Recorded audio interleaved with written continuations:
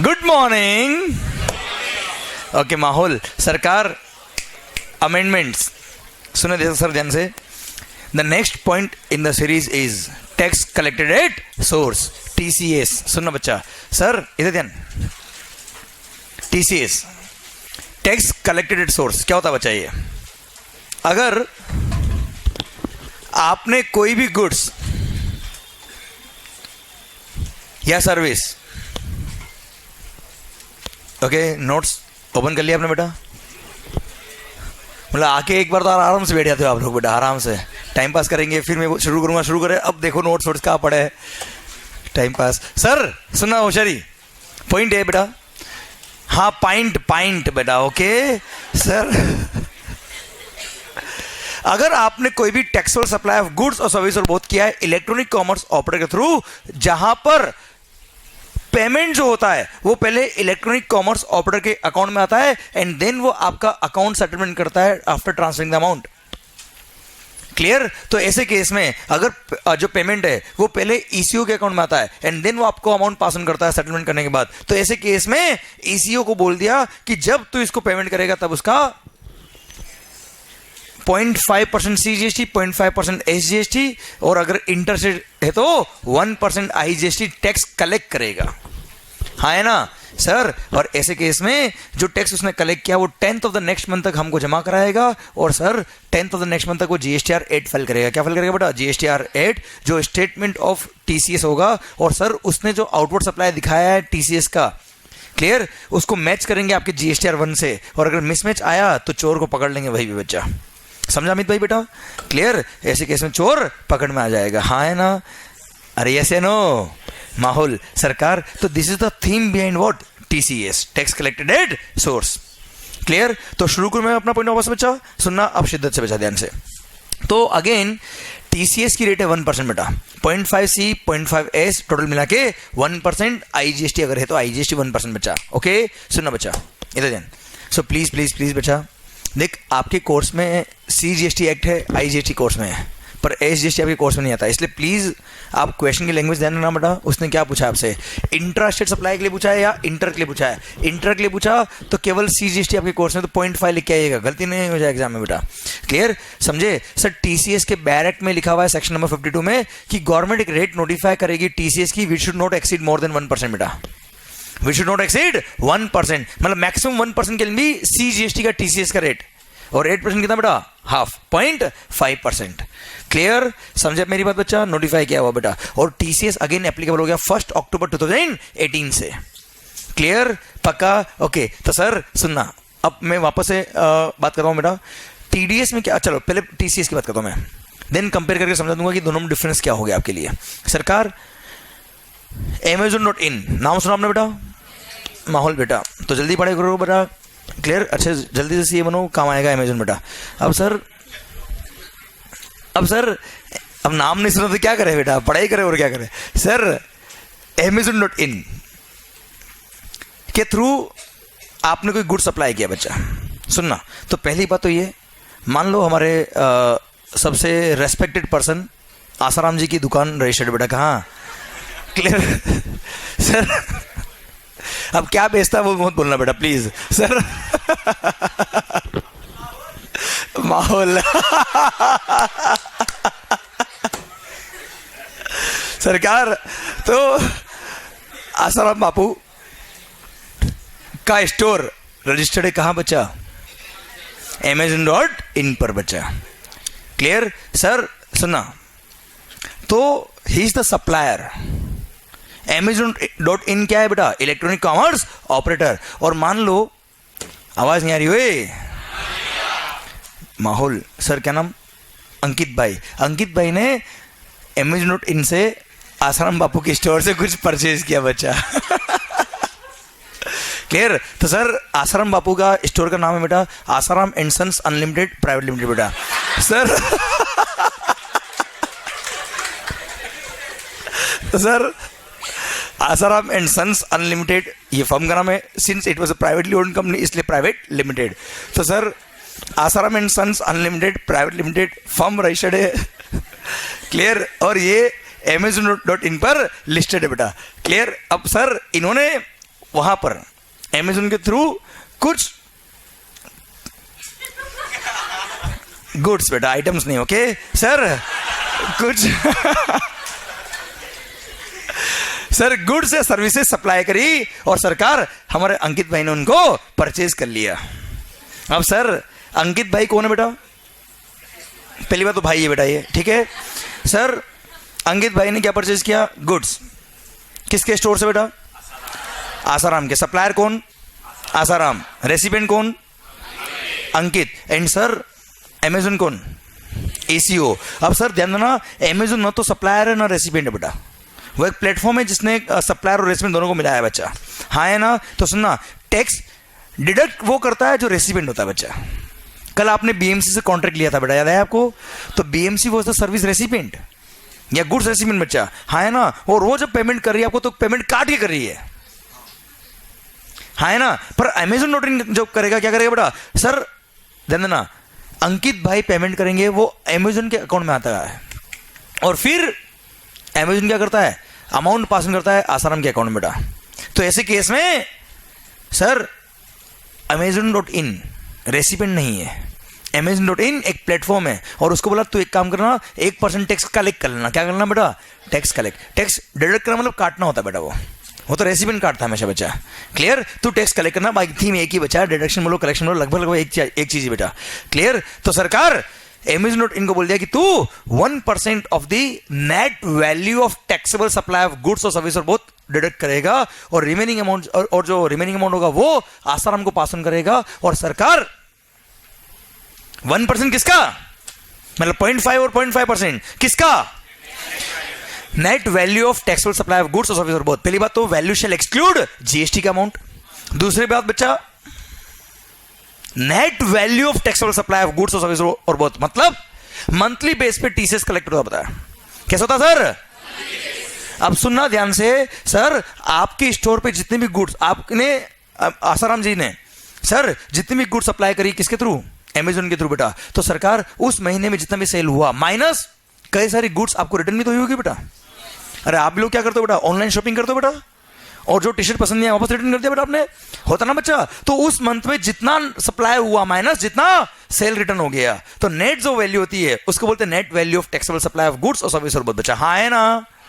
Clear? तो जो net supply हुआ है उस मंथ में जितना सेल हुआ माइनस उस मंथ में जितना रिटर्न हो गया, अच्छा बाकी रिटर्न हो सकता है नेक्स्ट मंथ में आएगा बच्चा। तो नेक्स्ट मंथ की टर्नओवर से लेस हो जाएगा, क्या फर्क पड़ता है उससे बच्चा? इस महीने में नहीं कटा, नेक्स्ट महीने में कट जाएगा, क्या फर्क पड़ता है बेटा? क्लियर? तो सर जिस मंथ की बात कर रहा हूं मैं आपसे, जनवरी मंथ की बात कर रहा हूं, मान लो मैं आपसे बच्चा, तो जनवरी मंथ में जितना आपने ग्रॉस वैल्यू ऑफ सप्लाई किया माइनस जितना सेल रिटर्न हो गया, तो उसको बोलते हैं net value of taxable supply without GST. जो अमाउंट होगा उसका 0.5% सीजीएसटी, 0.5% एसजीएसटी या इंटरस्टेट सप्लाई किया था तो 1% आईजीएसटी Amazon.in कलेक्ट करेगा और रिमेनिंग अमाउंट जो होगा वो क्या होगा बच्चा? वो आपको पास ऑन कर देगा आसाराम जी के अकाउंट में बेटा। हाँ है ना बच्चा? क्लियर? अब क्या होगा बेटा? Amazon.in ने जो अमाउंट कलेक्ट किया बच्चा, अच्छा एक बात और बच्चा आपको क्लियर कर दूं मैं, यहां ये बोला है कि अगर आपने जो परचेसिंग करी अंकित भाई, वो पहले पेमेंट कहा जा रहा है बेटा? Amazon के अकाउंट में जा रहा है। पर अगर मान लो ऐसा होता कि आपने Amazon के थ्रू परचेज किया मान लो, और पेमेंट जो जा रहा होता है डायरेक्ट कहाँ जा रहा होता बेटा? आसाराम जी के अकाउंट में जा रहा होता बच्चा, और Amazon बाद में अपना केवल कमीशन का बिल लिख देता बेटा। अगर ऐसा हो रहा होता तो this is not electronic commerce operator, this is not eco बच्चा। हाँ है ना बच्चा? आवाज नहीं आ रही वे? तो दिस इज नॉट ईसीओ, इसलिए सर अब मतलब this is not eligible for TCS बच्चा। ईसीओ तो है पर वहां पे टीसीएस एप्लीकेबल नहीं होगा बच्चा। क्लियर? अकाउंट में पैसा जा रहा है पहले कहा बेटा? अमेजोन के, और फिर वो नेट सप्लाई का वैल्यू आपको ट्रांसफर कर रहा है तो वहां पे टीसीएस कलेक्ट करेगा अमेजोन और नेट अमाउंट आपको पे करेगा। अब सर जो उसने अमाउंट कलेक्ट किया है सर वो क्या होगा बेटा? वो 10th of the next month तक मंथली एक टीसीएस का स्टेटमेंट सबमिट करेगा जीएसटीआर 8। कौन? Amazon.in। Clear? Sir online submit होगा 10th of the next month तक होगा बच्चा, और उसमें जितना भी उसने टीसीएस कलेक्ट किया, जितने भी सप्लायर्स थे उसके स्टोर पे बच्चा, क्लियर, उन सब का अमाउंट जमा कराएगा 10th of the next month तक। लेट हो गया तो 11 से क्या लगेगा? Interest at the rate of 18% per annum simple interest number of days के हिसाब से बच्चा, हाँ है ना। अब पता है क्या होगा, अब इसने जैसे ही टीसीएस का स्टेटमेंट सबमिट किया, उसमें सारे सप्लायर जो भी इसके स्टोर पर रजिस्टर्ड थे बेटा, उन सब का जीएसटी नंबर आया होगा बेटा। क्योंकि पता है जो भी सप्लायर ऐसे किसी इलेक्ट्रॉनिक कॉमर्स ऑपरेटर के थ्रू सप्लाई करता है जहां पे टीसीएस एप्लीकेबल होता है, वहां पे कंपल्सरी रजिस्ट्रेशन होता है बेटा। और सेकंड थिंग, उसको कंपल्सन स्कीम भी नहीं मिलती है, हाँ है ना। तो ऐसे केस में सारे लोग रजिस्टर्ड तो ही है बच्चा। तो सर उन सबके जीएसटी नंबर को लेके, जीएसटी नंबर उनके पास है ही बच्चा, ऑटोमेटिक सॉफ्टवेयर के थ्रू वो क्या कर देगा, अपना जीएसटीआर 8 फाइल कर देगा और सबके जीएसटी नंबर आ रहे हैं बच्चा, हाँ है ना। और सर पता है क्या होगा, जैसे ही आपने टीसीएस स्टेटमेंट सबमिट किया इलेक्ट्रॉनिक कॉमर्स ऑपरेटर ने, आपके 2A में आ जाएगा। कहा जाएगा बच्चा ये 2A में, और उसको कंपेयर करेंगे किससे, आपने जो अपना जीएसटीआर 1 फाइल किया होगा बेटा। अरे आप सबने भी तो 10th of the next month तक या 11th of the next month तक क्या फाइल किया होगा, जीएसटीआर 1। तो आपने अपना जो सप्लाई दिखाया और जो ईसीयू ने सप्लाई दिखाया, उसको गवर्नमेंट सॉफ्टवेयर बेस पे क्या करेगा, कंपेयर करेगा, मैचिंग करेगा, और जहां मिसमैच आया वहां चोर को पकड़ लेगा बेटा। अंकित भाई, अमित भाई, क्लियर, चोर को पकड़ लेंगे बेटा, हाँ है ना। अरे क्लियर, पक्का माहौल सरकार। तो ऐसे केस में सुनो बच्चा, तो टीसीएस क्यों आया, समझ में आया कि नहीं आया आपको। तो अगेन एक एडिशनल कंट्रोल लगाया to control the tax evasion, nothing else.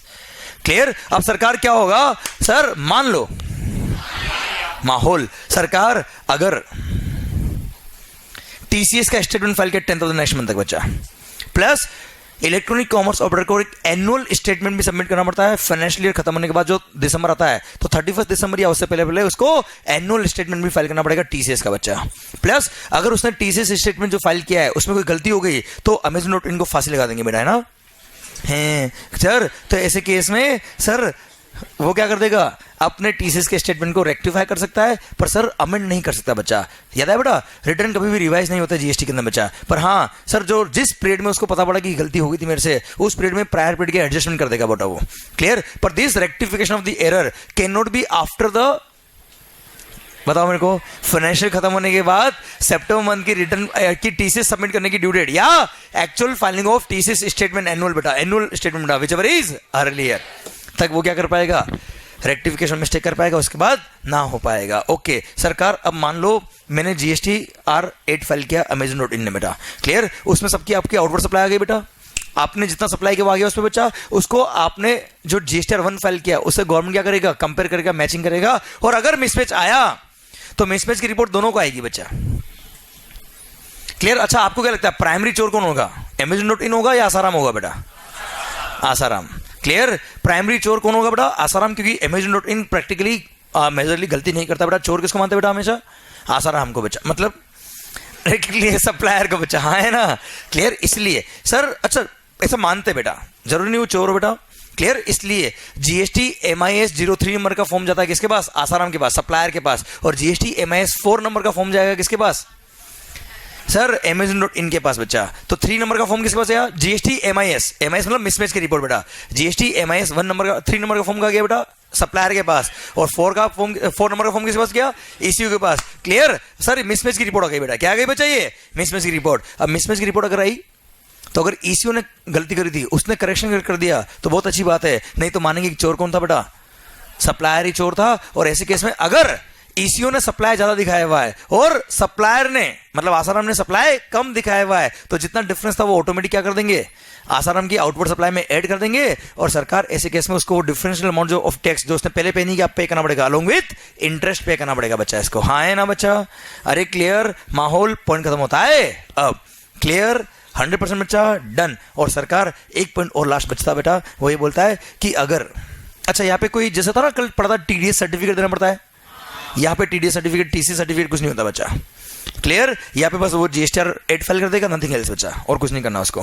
Clear. अब सरकार एक बात और आती बेटा कि डेप्यूटी कमिश्नर या उसके अबव रैंक वाला ऑफिसर इलेक्ट्रॉनिक कॉमर्स ऑपरेटर से चाहे वो इंफॉर्मेशन मांग सकता है बेटा, उसको नोटिस लिखेगा और कोई भी इंफॉर्मेशन मांग सकता है रिगार्डिंग कि उसके प्लेटफॉर्म से कितने लोगों ने सप्लाई किया, कौन कौन लोग रजिस्टर्ड है, कितना कितना किसने सप्लाई किया। प्लस पता है अगर अमेजन डॉट इन का वेयर हाउस है कहाँ बेटा, भिवंडी में, पता है आपको बच्चा, नहीं पता आपको बेटा, तो अमेजन डॉट इन का वेयर हाउस है कहाँ, भिवंडी में। अब पता पड़ा बेटा माहौल। सर अब अमेजन डॉट इन के वेयर हाउस में किसके गुड्स स्टोर्ड है बेटा, सप्लायर्स के। अब सुनो, अगर किसी भी सप्लायर के गुड्स किसी वेयर हाउस में स्टोर होते हैं जहां से वो आगे फर्दर सप्लाई करने वाला होता है, तो that warehouse is additional place of business for that supplier, हाँ है ना। तो ये मैंने बात पढ़ाई थी आपको बच्चा, माहौल सरकार। तो उस वेयर हाउस में मान लो 1 लाख लोगों के गुड्स स्टोर है, तो 1 लाख लोगों के लिए वो place of supply, place of business होगा बच्चा, हाँ है ना। तो 1 लाख लोगों ने अपना वो place, additional place of business या फिर प्लेस ऑफ बिजनेस दिखाया होगा बच्चा, हाँ है ना। क्लियर। तो सरकार डेप्यूटी कमिश्नर या उसके अबोरिंग वाला ऑफिसर इलेक्ट्रॉनिक कॉमर्स ऑपरेटर को नोटिस लिखे उसके वेयर हाउस में जितने भी लोगों का गुड्स स्टोर्ड है उन सब का स्टॉक डिटेल भी मांग सकता है बच्चा, हाँ है ना। या कोई भी इंफॉर्मेशन जो उसको लगता है वो मांगेगा, और ऐसे केस में with in next 15 working days, क्या बोला सर, उसको किसको, इलेक्ट्रॉनिक कॉमर्स ऑपरेटर को ये इन्फॉर्मेशन प्रोवाइड करनी पड़ेगी। और अगर उसने कॉपरेट नहीं किया, इन्फॉर्मेशन नहीं दी, या जो रिक्वायर्ड इन्फॉर्मेशन थी वो नहीं दी, प्रॉपर नहीं दी, करेक्ट नहीं दी, तो सर ऐसे केस में 25,000 तक का पेनल्टी। कितना बेटा, CGST का बेटा। SGST तो मेरे को आता ही नहीं बच्चा, हाँ है ना। एग्जाम में क्या लिख आएंगे बेटा, 25, गलती से 50 मत लिख के आना बेटा। क्लियर। प्रैक्टिकल कितना हो गया बेटा, 50,000 हो गया पेनल्टी बेटा, क्योंकि 25,000 CGST की पेनल्टी है, तो 25,000 किसकी होगी बेटा, SGST की। क्लियर। सरकार समझे, इसलिए आप तो क्या याद करेंगे बेटा, 25,000 याद करना बच्चा, हाँ है ना। CGST का पेनल्टी लगा देगा कौन, वो ऑफिसर, किस पर, इलेक्ट्रॉनिक कॉमर्स ऑपरेटर पर, हाँ है ना बच्चा। और इसी के साथ भारत माता की जय। क्या टफ है क्या पॉइंट बच्चा, क्लियर। सरकार अब एक सुनना बेटा, TDS और TCS में फर्क क्या हो गया। TDS काटता है कौन, रेसिपिएंट, और रेसिपिएंट कौन है बेटा, गवर्नमेंट एजेंसीज वगैरह बेटा, गवर्नमेंट डिपार्टमेंट वगैरह सारे बच्चा। और सर TCS कौन कलेक्ट करेगा बेटा, इलेक्ट्रॉनिक कॉमर्स ऑपरेटर। अगर ECO के थ्रू आपने सप्लाई किया, जहां पर पेमेंट आ रहा है उसके अकाउंट में, फिर आपको पेमेंट ट्रांसफर करता है तो बेटा। प्लस जहां 95 अप्लाई होता है, क्या अप्लाई होता है बच्चा, वहां तो पूरा टैक्स ही वही पे करता है, कौन, ECO। याद है ओला बेटा, जब पूरा टैक्स वो पे करेगा तो टैक्स का खाक काटेगा बेटा, तो पूरा 18% उसको पे करना बच्चा, अगर 18% टैक्स है तो बच्चा। अरे यस नो, तो वहां पे TCS की बात नहीं आएगी बच्चा, क्लियर। सेकंड बात, जहां पे ECO केवल एक एजेंट की तरह काम कर रहा है, मतलब मैंने आपको बताया ना सर, पेमेंट उसके अकाउंट में नहीं आ रहा, पेमेंट डायरेक्ट आसाराम के अकाउंट में जा रहा है बच्चा, तो वहां ऑब्वियसली बात है TCS की बात आएगी नहीं, क्योंकि पेमेंट उसके अकाउंट में आया ही नहीं, तो कल क्या खाक करेगा बच्चा, उसका कमीशन उसको मिल जाए, वही बहुत है बेटा। क्लियर, समझे, पक्का, डन, पॉइंट खत्म होता है। अब I hope you got the entire fundamental of what, TCS, tax collected at source. पक्का बच्चा, डन। सरकार पॉइंट खत्म होता है। अब सर, ओके सर, ये आपका एक और मेजर पॉइंट जो TDS और TCS आपके सिलेबस में एप्लीकेबल हो गया, जिसका आपको एक मेजर टेंशन था, सर TDS और TCS हमारे कोर्स में आ गए क्या, आ गए और खत्म भी हो गए बच्चा। क्लियर, टफ है क्या, only thing how you approach the subject. Clear, आप कितना लाइवली उसको पढ़ते हो उससे बहुत बड़ा इंपैक्ट आता है सर। आइए नेक्स्ट पॉइंट, अगली बात, अगला पॉइंट सरकार। हाँ बेटा बताइए प्लीज सर।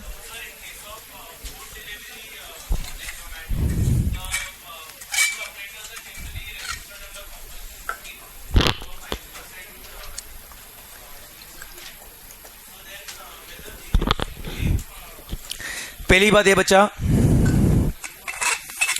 अगर आप ऐसे किसी इलेक्ट्रॉनिक कॉमर्स ऑपरेटर के थ्रू गुड्स या सर्विस सप्लाई कर रहे हो जहां TCS एप्लीकेबल है, तो आप कंपोजिशन स्कीम के लिए एलिजिबल ही नहीं हो। हाँ आप बोलो क्या बोलते हैं आप सर। बच्चा रेट ऑफ टैक्स आपके कोर्स में नहीं, इसलिए आप थोड़ा सा कंफ्यूज हो रहे हो बच्चा। रेस्टोरेंट के केस में अगर रेट ऑफ टैक्स ऐसे कोर्स में नहीं, पर बता रहा हूं, आपने पूछा इसलिए बेटा। एनीवेज रेट ऑफ टैक्स क्या है, कितना बेटा, 5% है विदाउट ITC बच्चा। क्लियर, और कंपोजिशन स्कीम में अगर लिया तो भी 5% रेट है बेटा उसके, और नॉर्मल कोर्स में भी रेट 5% है बेटा। क्लियर, इसलिए आपको थोड़ा सा कंफ्यूजन हो रहा हो बच्चा, ठीक है। क्लियर, पहले एक बार ये चेक कर लेना कि उसने कंपोजिशन स्कीम लिया कि नहीं लिया बेटा। ओके बेटा, गुड सर, ओके माहौल। आइए सर नेक्स्ट पॉइंट, एक सर्कुलर दिया बेटा आपको।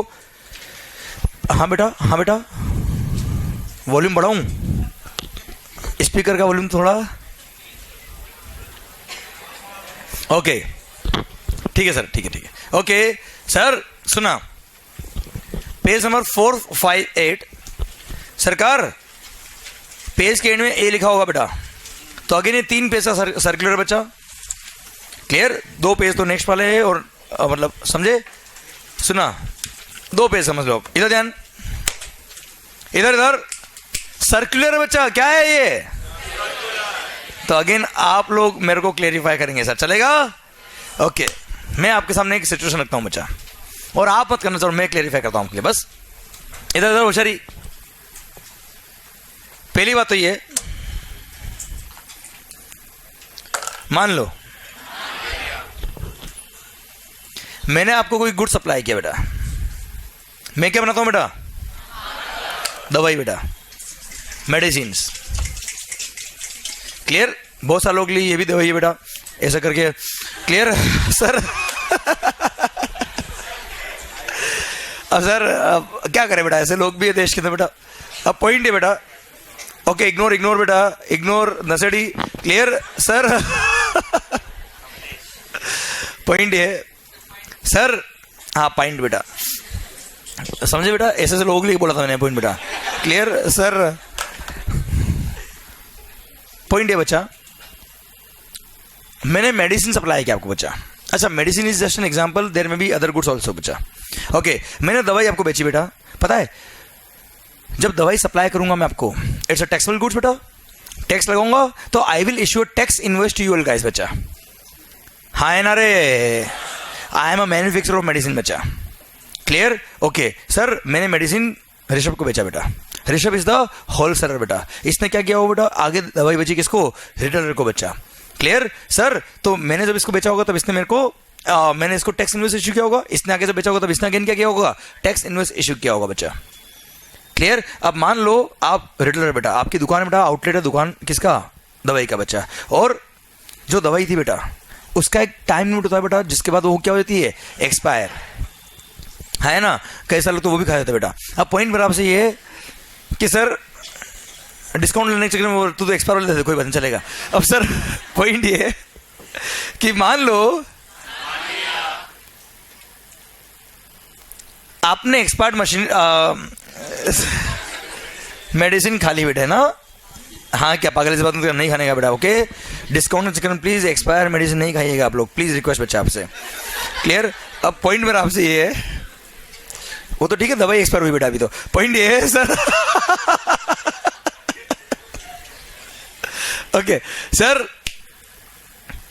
पॉइंट ये बच्चा कि जब दवाई एक्सपायर हो जाती है तो मैन्युफैक्चरर का पॉलिसी होता है कि अगर कोई मेडिसिन रह गई आपके पास एक्सपायर्ड तो आप वापस से रिटर्न कर देना, हमें कोई दिक्कत नहीं, हम वापस ले लेंगे और पैसा आपका वापस आपको मिल जाएगा।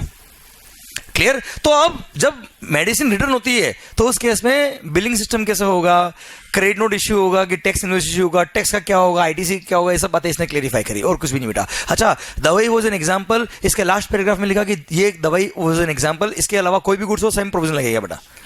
क्लियर? अच्छा सुन, आप मुझे बताओ, चलो मैं मैन्युफैक्चरर, आप होलसेलर बेटा और आप रिटेलर बेटा। अब रिटेलर इसको देगा, ये मेरे को देगा बच्चा।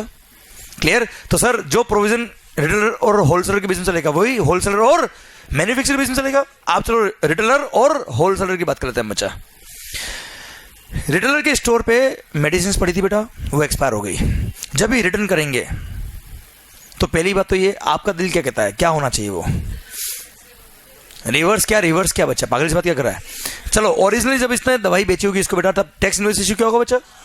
टैक्स लगाया होगा। क्लियर? जीएसटी लगाया होगा उस पर, और जीएसटी इसने गवर्नमेंट को पे कर दिया होगा। इसके पास जब दवाई रिसीव होगी बेटा, इनवॉइस आ गया, गुड्स आ गया, इसने टैक्स पे कर दिया, इसने रिटर्न फाइल कर दिया, इसने आईटीसी ले लिया होगा बच्चा उसका। अब मेरा पॉइंट आपसे ये, जब रिटर्न करेंगे दवाई को बच्चा तो क्या करेंगे बेटा?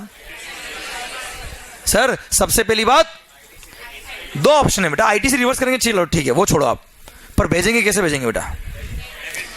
सर ध्यान देना बेटा, जीएसटी के अंदर डेबिट नोट हो या क्रेडिट नोट हो, हमेशा इश्यू कौन करता है उसको? सप्लायर। सप्लायर कौन है बच्चा?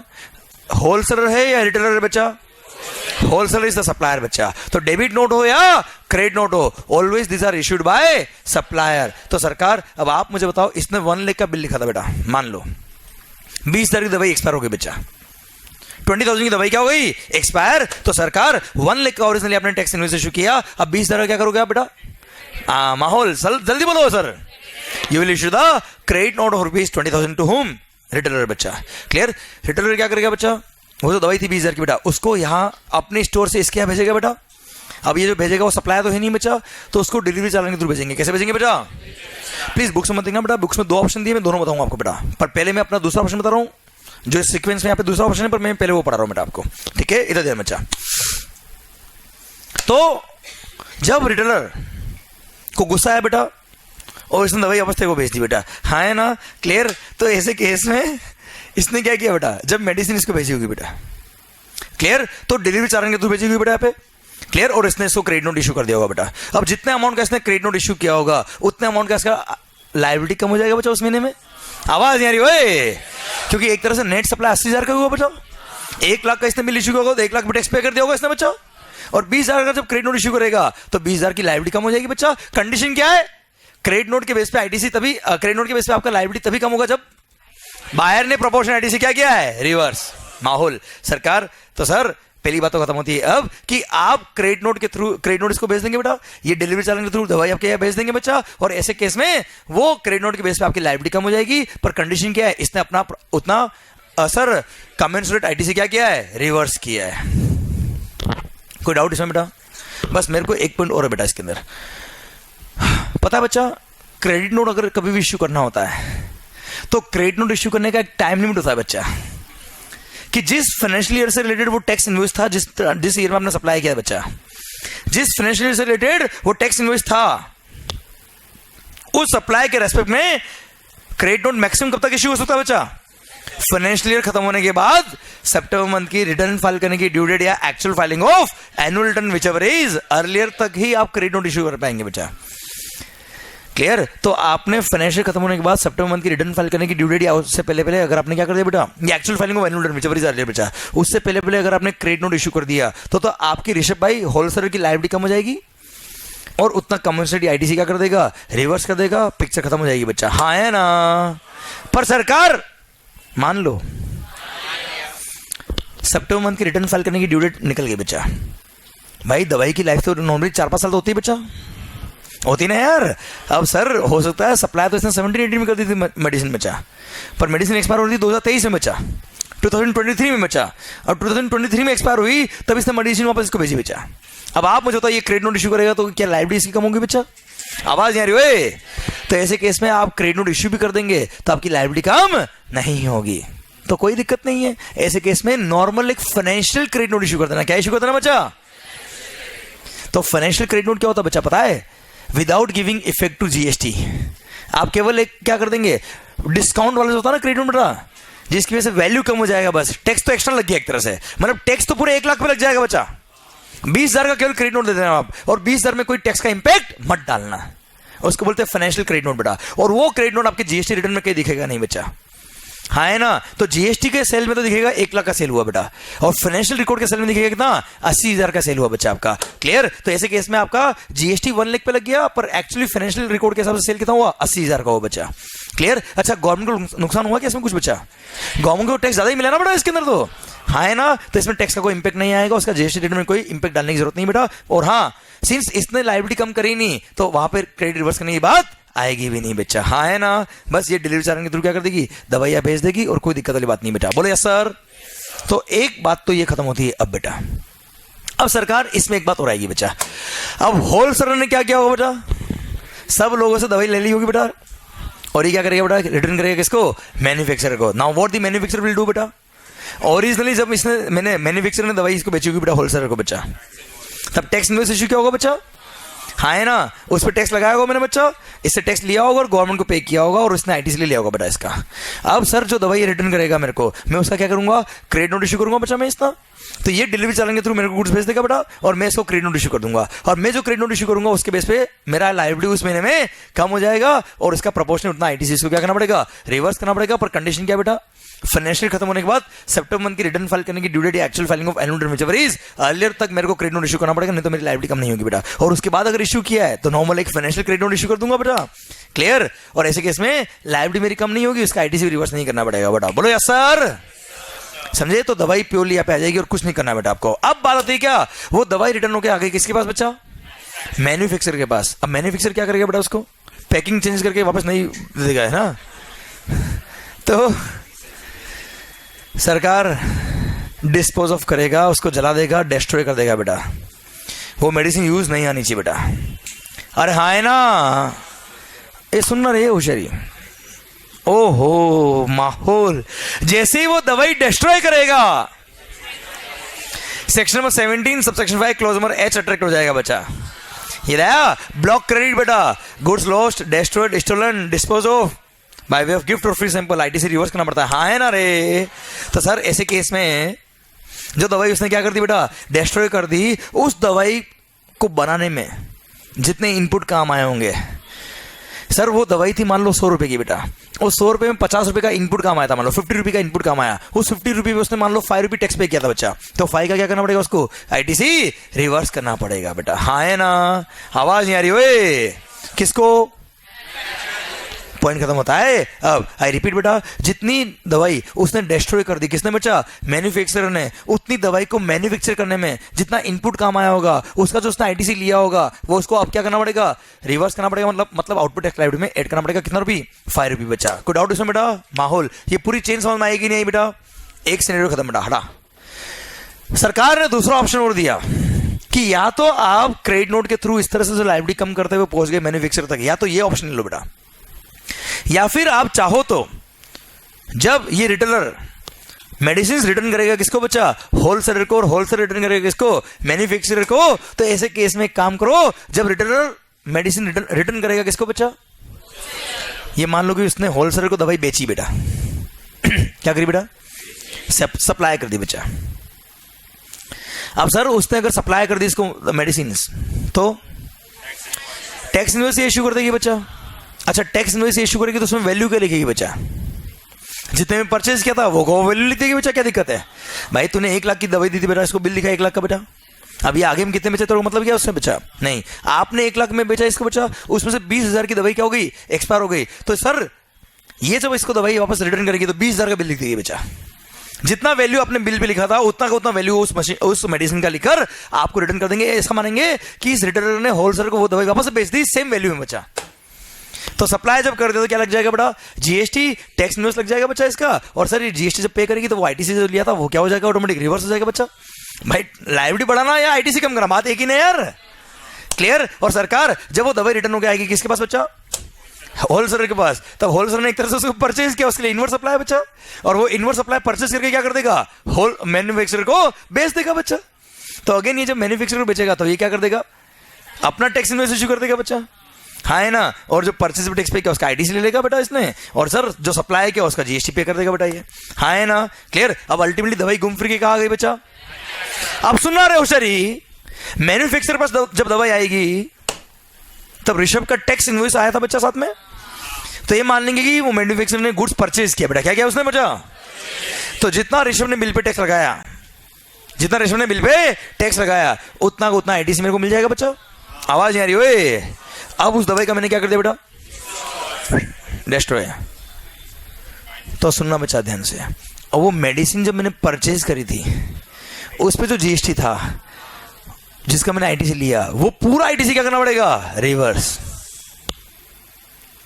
पता है यह फर्क क्या बचा, मान लो वो ओरिजिनली मेडिसिन मैंने बेची थी कितने में, 100 रुपए में बेचा, याद आया, इनपुट कितने के काम आया बेटा, 50 के, और वो दवाई वापस से जब रिटर्न करेगा कौन, मिस्टर होलसेलर, किसको, तो वापस 100 रुपए का बिल लिखेगा बच्चा इसको, जब सप्लाई मान रहे था बेटा, तो 100 का बिल जब ये लिखेगा तो 100 पे जीएसटी लगाएगा बच्चा ये, और 100 का बिल मेरे पास आया, 100 पे जो जीएसटी लगाया, मान लो 10 रुपये जीएसटी लगाया बच्चा इसने, और 10 का बिल मेरे पास आया, 10 का मैंने आईटीसी लिया बेटा, अब उस दवाई को मैंने क्या कर दिया, डिस्ट्रॉय कर दिया। तो 17(5)(h) के अकॉर्डिंग जब मेरे को वो गुड्स आया था मैंने आईटीसी लिया बच्चा, और उस गुड्स पे जो आईटीसी लिया वो क्या करना पड़ेगा, रिवर्स, मतलब यहाँ पे मेरे को 10 रुपए का क्रेडिट रिवर्स करना पड़ेगा बच्चा। पर अगर वो क्रेडिट नोट के थ्रू आता तो केवल 5 रुपए रिवर्स करना था बेटा, 5 कौन सा, उस दवाई को मैन्युफैक्चर करने में जो इनपुट काम आया उसी का आईटीसी रिवर्स करना था बेटा।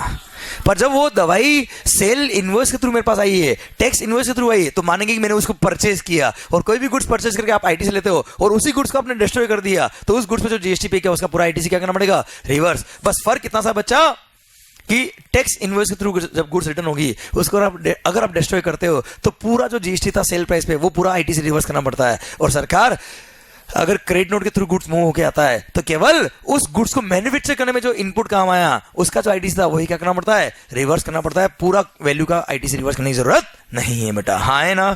मतलब जब सेल इनवॉइस के थ्रू आएगा तो 100 रुपए पे जो जीएसटी था वो आईटीसी रिवर्स करना है, और अगर क्रेडिट नोट के थ्रू आएगा तो 100 रुपए की दवाई बनाने में जो 50 रुपए का इनपुट काम आया उसमें जो आईटीसी था वही रिवर्स करना पड़ेगा बेटा, हाँ है ना। क्लियर। अब ये दो ऑप्शन है, जो ऑप्शन चाहे वो इंडस्ट्री ले सकता है, हमें कोई दिक्कत नहीं है। और सर मेडिसिन वो जस्ट एन एग्जांपल, आप मेडिसिन के अलावा कोई भी गुड्स हो उसमें सेम प्रोविजन विल अप्लाई बच्चा, हाँ है ना। अच्छा इसमें कोई इन्होंने नया प्रोविजन नहीं डाला बेटा, इन्होंने क्या किया, केवल क्लेरिफाई किया कि this is how trade will do the work बच्चा, हाँ है ना। What ever option they want they can do this, हमें कोई दिक्कत नहीं बच्चा। हरे क्लियर माहौल। इसी के साथ सर्कुलर खत्म होता है। अब इसको डिपार्टमेंट ने विथ इलस्ट्रेशन समझाया हुआ बच्चा, ठीक है, मैंने आपको दिया हुआ सर्कुलर पूरा आपको बच्चा। बताइए मालिक, जो भी देख बेटा मैं क्या कह रहा हूं, नाउ इट्स योर चॉइस। देख डिपार्टमेंट कभी भी ये नहीं बोलेगा आप ये चॉइस ले लो। मैं क्या कह रहा हूं, डिपार्टमेंट कभी भी ये नहीं बोलेगा आप ये ऑप्शन ले लो। आपको दो ऑप्शन बताया बेटा, जो बेनिफिशियल लो ना यार, क्या दिक्कत है, मिल जाएगा बच्चा। यस पर सेकंड बार फर्स्ट वाले कैसे बेटा फाइनेंशियल क्रेडिट नोट इशू करता है ना, क्या फर्क पड़ता है उससे भी, एनीवेज उसको बाहर से तो पैसा रिसीव हुआ ना, और बाहर को आईटीसी मिल गया बेटा। जो भी ऑप्शन बेनिफिशियल आप लीजिए, हमें कोई दिक्कत नहीं बेटा, नहीं लॉस नहीं बेटा। बोलो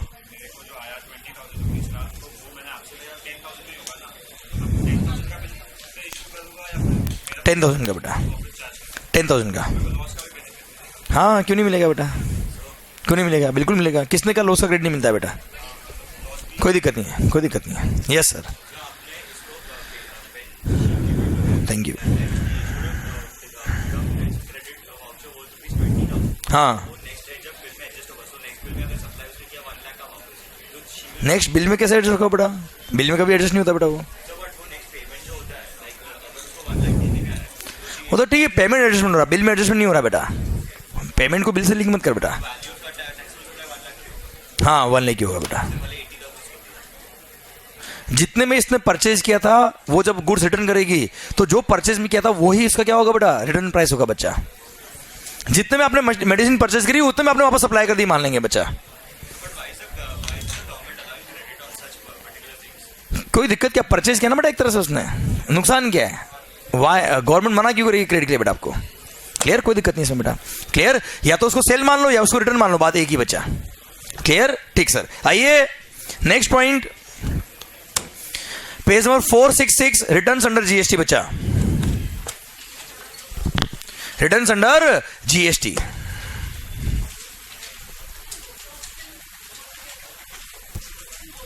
कोई दिक्कत नहीं है, आपने कुछ ट्रांजैक्शन पे क्रेडिट नोट वाला ऑप्शन लिया और कुछ ट्रांजैक्शन पर टैक्स इनवॉइस वाला ऑप्शन लिया, चलेगा चलेगा, कोई दिक्कत नहीं है, कोई चलेगा, कोई इशू नहीं है।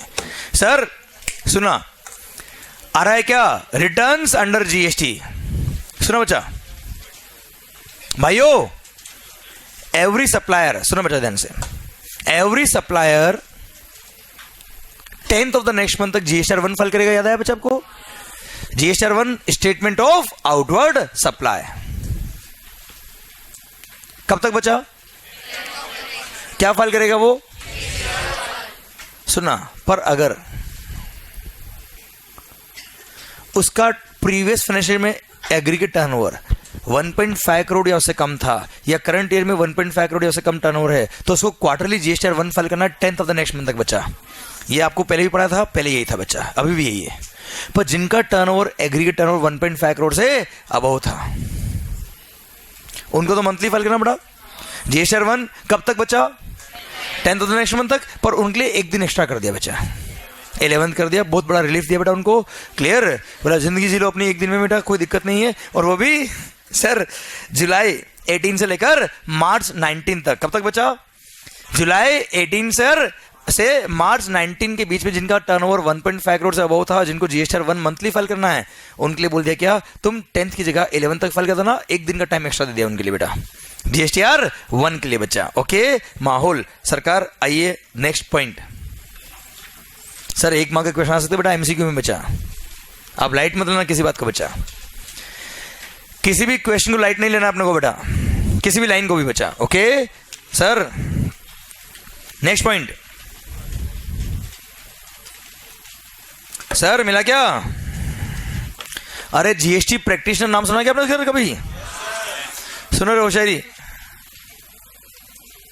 इधर इधर, जीएसटी प्रैक्टिशनर के लिए बोला है, अरे किस लिए बोला रे, पता है एक पॉइंट था कि who will be eligible for as a GST practitioner, बच्चा याद आया, उसमें आपकी बीकॉम की एजुकेशन काम आई थी बेटा, याद आया जिंदगी में पहली बार, माहौल सर उसमें एक पॉइंट और था बेटा, जो पुराने लॉ के अंदर ऑलरेडी इनडायरेक्ट टैक्स लॉ के अंदर सेल्स टैक्स प्रैक्टिशनर वगैरह थे बेटा, तो they will continue to be GST practitioner in the new regime बच्चा। पर वो नई जीएसटी लॉ के अंदर जीएसटी प्रैक्टिशनर कंटिन्यू होंगे पर only for the next 1 year. उसके बाद सीबीआईसी उनके लिए एक एग्जाम कंडक्ट कराएगी, वो पास होंगे तो ही क्या हो पाएगा बच्चा, they will continue as a GST practitioner बच्चा। पर हाँ, 1 साल के अंदर सीबीआईसी उनके लिए एग्जाम नहीं करवा पाई बच्चा, खुद की एग्जाम नहीं हो पाए बेटा उनके। क्लियर? अब सर इसलिए वो 1 साल के टाइम को बढ़ा के 18 मंथ कर दिया। कितना कर दिया बेटा? 18 महीने कर दिया बेटा। और बोल दिया कि जो ओल्ड लॉ के अंदर, पुराने लॉ के अंदर जो सेल्स टैक्स प्रैक्टिशनर वगैरह थे, इनडायरेक्ट टैक्स लॉ के प्रैक्टिशनर थे बच्चा, they will continue to be GST practitioner for 18 month from the applicability of the GST बच्चा। हाँ है ना? 1 साल की जगह कितना कर दिया बेटा? 18 महीने कर दिया। हाँ है ना बच्चा? और हाँ, उसके बाद सीबीएसई की एग्जाम कराएगी, वो एग्जाम पास होंगे तो ही क्या बन पाएंगे आप? जीएसटी प्रैक्टिशनर, नहीं तो आप डिसकंटिन्यू हो जाओगे एज अ जीएसटी प्रैक्टिशनर बच्चा। अब सुनो, एक अमेंडमेंट तो हुआ क्या, जीएसटी प्रैक्टिशनर के लिए 18 महीने कर दिया बच्चा। प्लस पता है एक और जो चेंज हुआ बेटा, चेंज तो क्या हुआ बेटा, अब एग्जाम कंडक्ट कौन कराएगा बेटा? उनके फॉर्म क्या होंगे बेटा, वो उसकी फीस क्या होगी एग्जाम की, एग्जाम में क्या क्या पूछेंगे, सिलेबस में क्या आएगा बेटा। क्लियर? सर एग्जाम कब तक देना है आपको बेटा? क्लियर? कैसे कंडक्ट होगा एग्जामिनेशन? क्लियर? उसके लिए रूल्स बन गए बच्चा। क्लियर? वो रूल्स मेरे को नहीं लगता है एग्जामिनेशन के लिए कभी काम के होंगे बेटा अपने। क्लियर? देखो यह लिखा है बेटा, नेक्स्ट रूल नंबर 83A में रहा क्या बच्चा आपको लिए? क्लियर? सर ये बन गया बेटा, कोई काम के नहीं है सर, ठीक है, मेरे को देना पड़ता है इसलिए मैंने दिया बेटा बुक के अंदर। Examination of the GST practice मिला क्या बच्चा आपको? अपने आईसीआई एग्जाम के रूल आपको याद नहीं बेटा अब तक, ये क्या याद करोगे आप सर? ओके, तो उनको एग्जाम के लिए कैसे, नेचर ऑफ एग्जाम क्या होगा, क्वालिफाइंग मार्क्स क्या होंगे, 50% मार्क लाने पड़ेंगे बेटा आपको, जैसे सीएम होता है ना बेटा। Clear? Sir guideline for the candidate क्या होगा, उस कैंडिडेट को क्या क्या ये सब याद दे रखा है सर। आप आइए नेक्स्ट पॉइंट बेटा, ये 2-3 पेज का दे रखा है बेटा आपको। क्लियर? एग्जामिनेशन कैसे होगा, क्या होगा, ये सब कुछ दे रखा है बेटा, ये रिलेवेंट मेरे को लगता नहीं सर। आइए, अरे क्लियर बच्चा? सर हाँ, अच्छा पॉइंट आया बच्चा। इतना बहुत बेटा घोर से अंदर देखो मतलब कि क्या लिखा है, वो हेडर जो थोड़ा डार्क हो गया प्रिंटिंग में। क्लियर? पर आप अगर ध्यान से देखोगे ना बेटा, तो भी मत देखो बेटा आप, कोई बात नहीं सर, मैं तुम्हें बताता हूँ क्या लिखा है।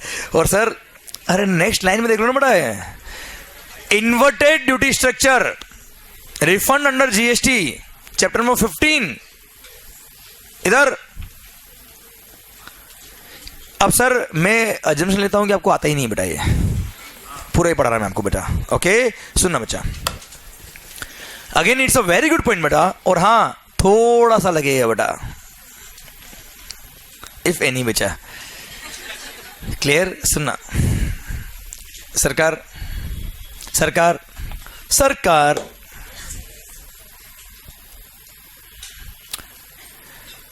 ये पहले रूल समझाता हूं आपको बेटा मैं।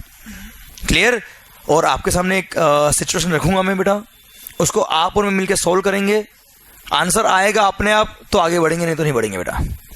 क्लियर? सरकार इधर ध्यान और दिमाग लगेगा बेटा, अच्छा पॉइंट है। इन्वर्टेड ड्यूटी स्ट्रक्चर क्या होता है बच्चा, पता है? जीएसटी में आपने अगर टैक्सेबल गुड्स या टैक्सेबल सर्विसेज सप्लाई करी बेटा, तो उसमें काम आने वाला इनपुट सर्विस, कैपिटल गुड्स का आपको आईटीसी मिलता है बच्चा। क्लियर? सरकार अब गवर्नमेंट ने आईटीसी अलाउ कर दिया, जीएसटी आया ही क्यों बेटा? स्मूथ फ्लो ऑफ आईटीसी के लिए आया बच्चा। जीएसटी आखिर आया ही क्यों? स्मूथ फ्लो ऑफ आईटीसी के लिए आया बच्चा। अब सरकार क्या हुआ कि मेरे आउटपुट गुड्स या आउटपुट सर्विस पे रेट ऑफ टैक्स है 5% मान लो बेटा। अरे कितना मालिक? और मेरे जो इनपुट काम आते हैं उस पर रेट है 18%। कितना बचा? अब मेरे आउटपुट गुड्स पे रेट है 5%, इनपुट पे रेट है 18%। अब इनपुट पे इतना टैक्स में पे कर देता हूं कि मेरे आउटपुट की लायबिलिटी जो होती है वो पूरी कवर नहीं हो पाती बेटा।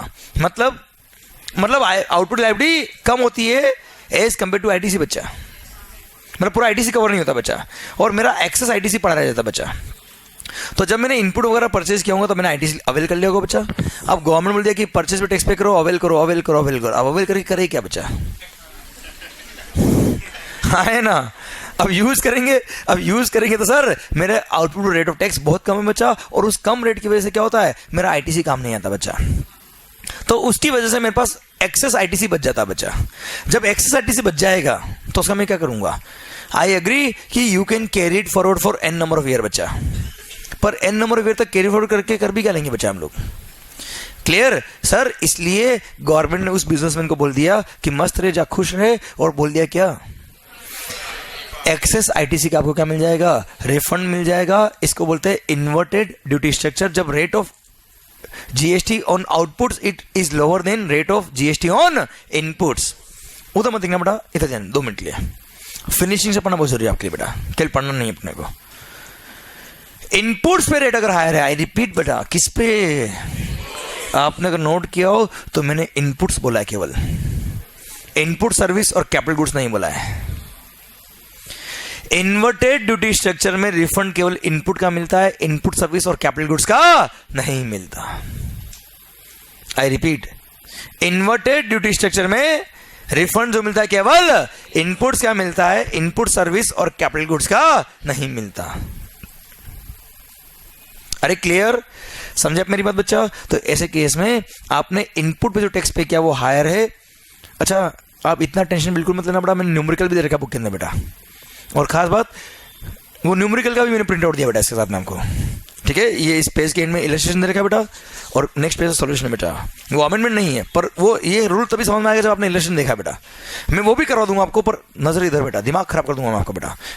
क्लियर, मैं याद करा के भेजूंगा। देखिए यार, सिंपल सा पॉइंट है मेरा। अब पॉइंट है मेरा आपसे बेटा कि इनपुट पर रेट हायर है और आउटपुट पर रेट कम है। अच्छा, आउटपुट भले ही गुड्स हो या आउटपुट भले ही सर्विस हो, उस पर रेट अगर हायर, उस पर रेट अगर लोअर है और इनपुट पर रेट अगर हायर है, तो ऐसे केस में एक्सेस आईटीसी का क्या मिल जाएगा आपके पास, आपको क्या मिल जाएगा, रिफंड मिल जाएगा। उसको बोलते हैं इन्वर्टेड ड्यूटी स्ट्रक्चर। क्लियर, ऐसे केस में इनपुट पे जो टैक्स पे किया उसका रिफंड मिल जाएगा। अब पॉइंट ये है बेटा, मान लो मेरे पास नॉर्मल कोर्स में मेरा रेट गुड्स पे है कितना, 18%, इनपुट वगैरह पे रेट कितना बेटा, 18%। मतलब क्या वो मेरा केस इन्वर्टेड ड्यूटी स्ट्रक्चर का है क्या बच्चा। जब मेरा केस इन्वर्टेड ड्यूटी स्ट्रक्चर का नहीं है तो क्या क्वेश्चन ऑफ रिफंड आएगा बच्चा। Question of refund does not arise at all if inverted duty structure नहीं है तो। अच्छा, पता है आईटीसी का रिफंड कभी नहीं मिलता जिंदगी में बेटा, जिंदगी में आईटीसी का रिफंड कभी भी नहीं मिलता। एक से दो केस, एक तो जीरो रेटेड सप्लाई और सेकंड है इन्वर्टेड ड्यूटी स्ट्रक्चर बचा। और अगर आपके पास एक्सेस बैलेंस ऑफ आईटीसी पड़ा है किसी और केस में बेटा, तो you can carry it forward for n number of year, पर रिफंड कभी भी नहीं मिलता है एक्सेस आईटीसी का बच्चा। एक्सेस आईटीसी का कभी भी रिफंड नहीं मिलता है, you can carry it forward for n number of year बच्चा। हाँ है ना, मान लो। ढंग से नहीं मान रहे, मैंने क्या बनाया, ब्रांड नेम। जब मैंने मार्कअप बनाया, मार्कअप रेट ऑफ टैक्स था 18%, इनपुट्स वगैरह पर सब पे रेट कितना था बेटा, 18%। नाउ यू टेल मी, क्या मेरे को इन्वर्टेड टैक्स स्ट्रक्चर का बेनिफिट मिलेगा। मैंने कोई एक्सपोर्ट वगैरह नहीं किया, कोई एसजेड को सप्लाई नहीं किया, कोई जीरो रेट सप्लाई नहीं है, तो आप मुझे बताओ क्या मुझे रिफंड मिलता है कभी लाइफ में बच्चा, नहीं। तो सर अब मान लो मेरे पास एक्सेस आईटीसी पड़ा है और मार्केट पे लाइबिलिटी कम आती है बच्चा, वो पे करने के लिए आईटीसी एक्स्ट्रा पड़ा है, क्या मेरे को ऐसे केस में आईटीसी का रिफंड मिलेगा क्या बेटा। आवाज ढंग से नहीं आ रही है। तो पहला क्वेश्चन तो मेरा आपसे ये अंकित भाई कि यार ऐसे केस में एक्सेस आईटीसी बचेगा, क्यों बचा यार। हो सकता है बच्चा मैं लॉस पे काम कर रहा हूं। देख, this is the only case, जब मैं परचेज हायर पे कर रहा हूं तो टैक्स 18% पे कर रहा हूं बेटा। जब मेरी परचेज भी 18% है, सेल पे भी 18% है, तो एक्सेस आईटीसी की बात आएगी नहीं ना बच्चा यार। एक्सेस आईटीसी बात तभी आएगी जब आपने लॉस पे बिजनेस किया बच्चा, और लॉस पे बिजनेस किया तो सेल कम पे किया बेटा आपने। जब सेल कम पे किया तो लायबिलिटी कम आई और इनपुट रेट हायर था, इनपुट पे जो आईटीसी था वो बच गया बच्चा आपका। तो this will be the case जहां पे एक्सेस आईटीसी बचेगा, वरना there is no question of excess ITC at all बच्चा। हाँ है ना, क्लियर। तो क्या ऐसे केस में रिफंड की बात आएगी बच्चा, नहीं। तो आपने कैरी फॉरवर्ड किया होगा आईटीसी को बच्चा, क्लियर। अब मान ले, ढंग से आवाज नहीं आ रही है, मान लो मेरी फैक्ट्री में क्या बनता है बेटा, आवाज नहीं आ रही है, मार्केट बन गया बेटा, क्या बनता है, remote. Wow sir, point sir remote पर रेट ऑफ जीएसटी कितना है बच्चा, 5%। कितना बेटा? 5%। इसमें जो प्लास्टिक काम आता है रॉ मटेरियल, उस पर रेट कितना बेटा? 18%। Now you tell me, is it the perfect case for inverted duty structure और नॉन बचा? यस। मान लो मेरी फैक्ट्री में मार्कर भी बनता है बेटा, मार्कर रेट कितना बेटा? 18। प्लास्टिक रेट कितना बेटा? 18। क्या is it the case of input inverted duty structure बचा? नो। क्या यहां पे अगर एक्सेस आईटीसी बचता तो क्या रिफंड मिलेगा क्या बचा? पर यहां बचता है तो? पर सर मेरी फैक्ट्री में दोनों बनते बेटा। 2 मिनट। अच्छा, केवल ये बन रहा होता तो जो एक्सेस आईटीसी पड़ा है इनपुट का वो रिफंड मिल जाएगा, कोई डाउट ही नहीं बचा उसमें तो। पर मान लो मेरी फैक्ट्री में दोनों बनते हैं बच्चा, clear?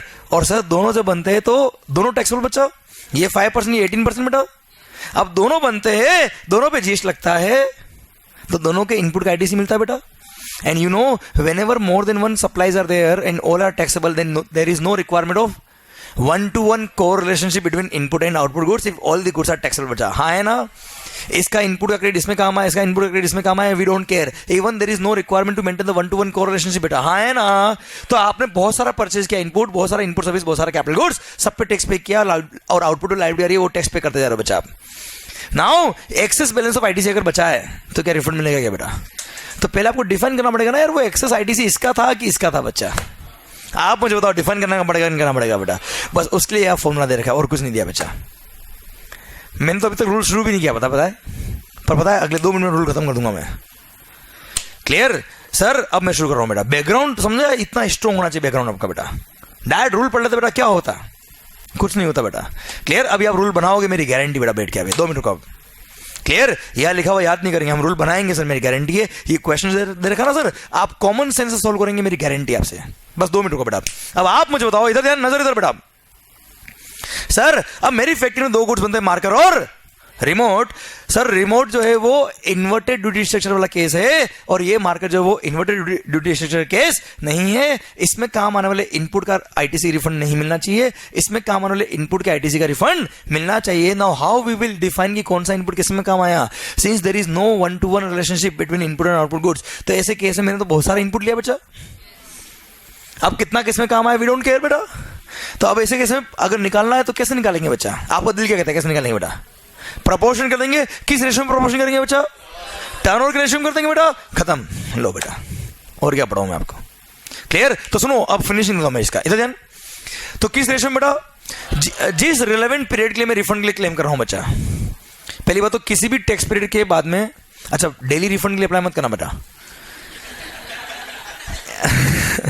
Maximum there can be 1 refund claim for each tax period बेटा, और वो भी वो टैक्स पीरियड वाला जो फाइनेंशियल था बच्चा। मतलब टैक्स पीरियड होता है क्या? मंथ बेटा, जिसके लिए आप टैक्स पे करते हो बेटा, जिसके लिए आप रिटर्न फाइल करते हो उसको बोलते हैं टैक्स पीरियड बेटा।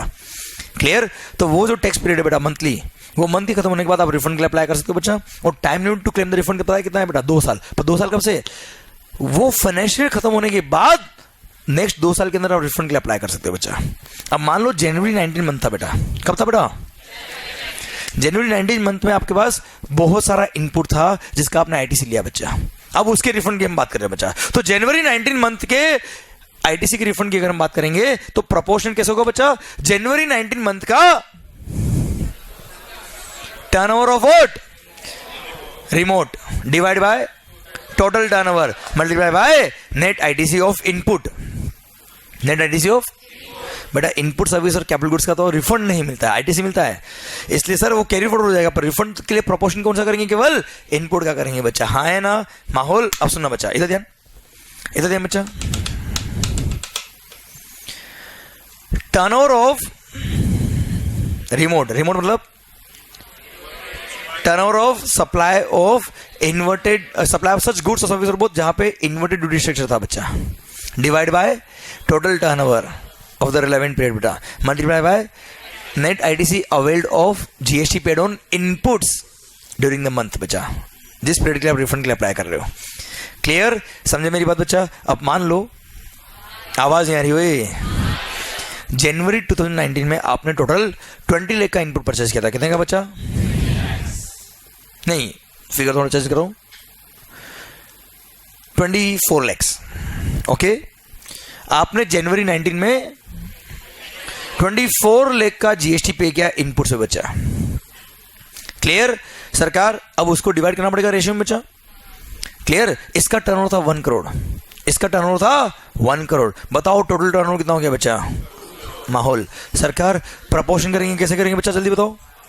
1 crore divide by 2 crore into 24 lakhs बच्चा, तो कितना गया? 12 लैक्स। 12 लाख एलोकेट हो गया इसके लिए बच्चा, और 12 लाख एलोकेट हो गया इसके लिए बच्चा। तो 12 लाख का आईटीसी इसके लिए है, 12 लाख का आईटीसी इसके लिए। यहां तक पहुंच गए बेटा? अब सुनना होशियारी, 12 लाख का आईटीसी इसके लिए है। अब भाई साहब खुद की लाइबिलिटी तो पे करेगा, एक नहीं करेगा रे। ये क्या एग्जाम है क्या बेटा? इस पे रेट मान लो कितना है? 5%। कितना है बच्चा? 5%। तो 1 करोड़ का टर्नओवर था बेटा इसका, 1 करोड़ का 5% कितना होता बेटा? 5 लाख। तो खुद की लाइबिलिटी पे करेगा ना भाई। अब खुद की लाइबिलिटी पे करने के लिए आईटीसी यूज आएगा बच्चा। अब इसको आईटीसी एलोकेट कितना हुआ बेटा? 12 लाख। आईटीसी बेटा 12 लाख। अब 12 लाख यूज आएगा पहले किसमें? 5 लाख में। तो सर 5 लाख तो आईटीसी काम आ गया बच्चा। बचा कितना बच्चा? तो बताओ मैक्सिमम रिफंड कितना मिलेगा बेटा? That's it. Maximum refund which is eligible in such case is rupees 7 lakh. पर सुन रहे हो शरी? मान ले इसका लाइबिलिटी कितना था बेटा? चलो इसका भी 12 लाख आईटीसी एलोकेट हुआ बच्चा। अब इसका रेट था मान लो 18%। कितना था बेटा? ये था 1 करोड़ बेटा, और 1 करोड़ का 18% कितना होता बेटा? 18 लाख। अब इसके लिए आईटीसी एलोकेट कितना हुआ बेटा? 12 लाख। तो 12 लाख तो आईटीसी वो काम आ गया बच्चा। लाइबिलिटी कितने बच गए बेटा? 6 लाख। अच्छा सुनो, इसका 6 लाख का लाइबिलिटी एक्स्ट्रा है, इसका 7 लाख का आईटीसी एक्स्ट्रा है। क्या इसका आईटीसी इसमें काम आ सकता है क्या बच्चा? अरे बढ़िया है भाई, आईटीसी काम आ जाए तो अच्छा बात है ना बेटा। इधर तो रिफंड ले रहा है, इधर टैक्स पे कर रहा है, पागल आदमी है क्या? इसी से क्या कर बेटा, इसका आईटीसी इसमें काम ले ले बच्चा। तो आप क्या करेंगे बेटा? 6 लाख का लाइबिलिटी इसका एक्स्ट्रा था, इसका 7 लाख का आईटीसी एक्स्ट्रा था बेटा। तो क्या करेंगे? 6 लाख का लाइबिलिटी जो इसका था बेटा, उसके लिए वो 7 लाख का आईटीसी को आप यूज करोगे बच्चा। बैलेंस कितना बच गया बेटा? अब आपके पास बैलेंस पड़ा ही कितना है बेटा? तो मैक्सिमम रिफंड मिलेगा कितना बच्चा? भारत माता की हटा।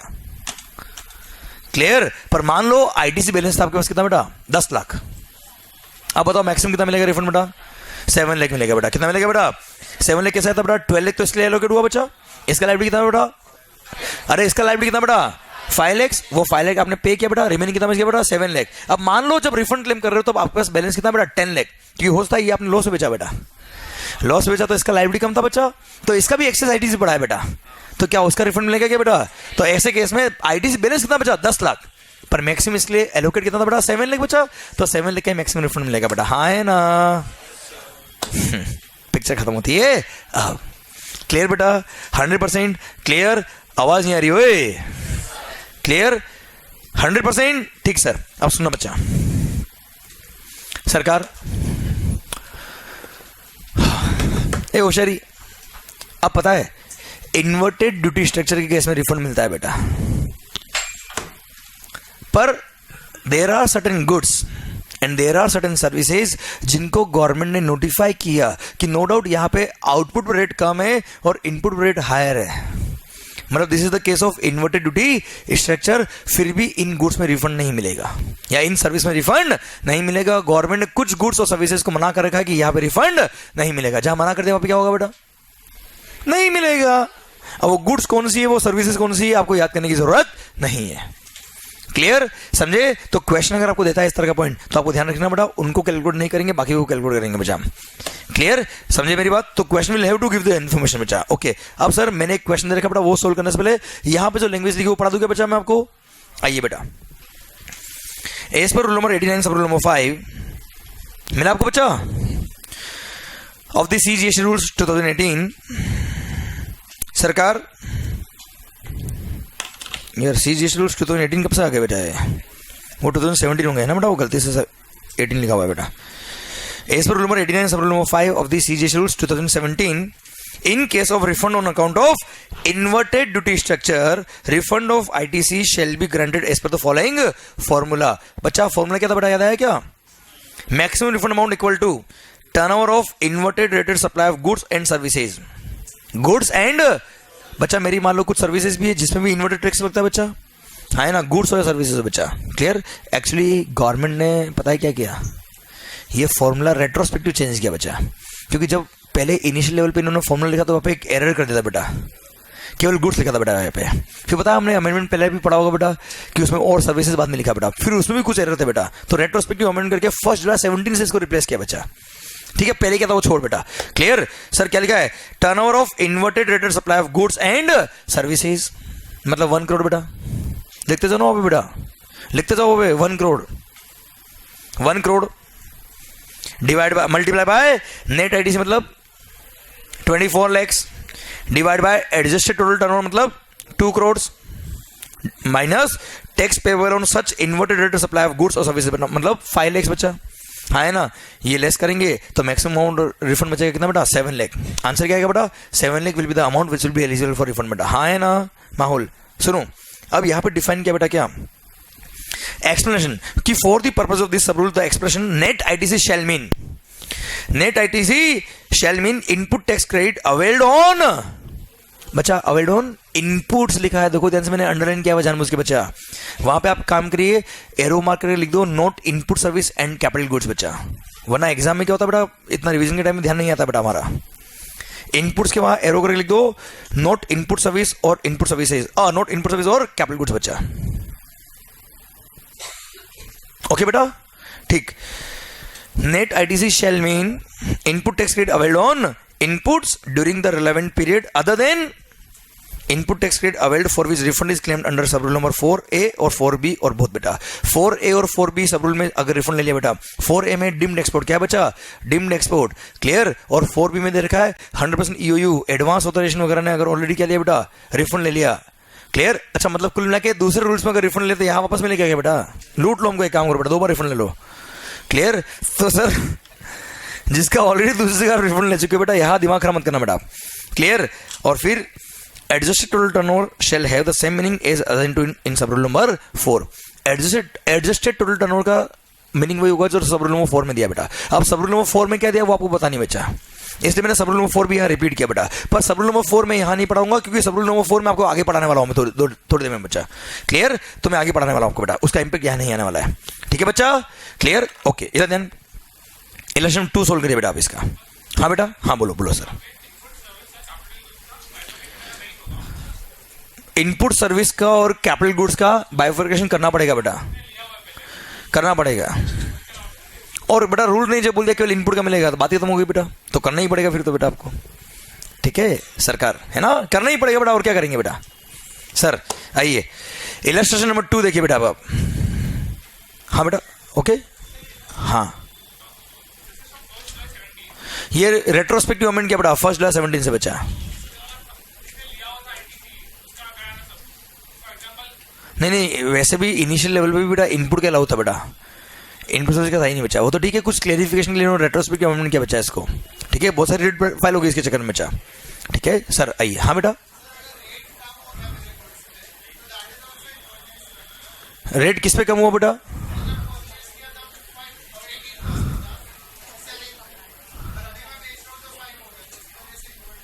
हाँ क्या दिक्कत है, क्या दिक्कत है? Yes yes you can apply. Sir आइए सरकार, election number 2 super Engineering works, a registered supplier in Haryana is engaged in supply of taxable goods within the state. Given below are the details of the turnover and applicable GST rates of the final product manufactured by the super engineering works. मिला क्या रे? Clear, is also the ITC available on inputs used in manufacture of each of final products and GST rate applicable on the same during the relevant tax period बेटा। ठीक है, मतलब कुल मिला 11 बेटा, आगे मेन पॉइंट शुरू हो रहा है बेटा। 3 प्रोडक्ट है बेटा, कौन कौन से?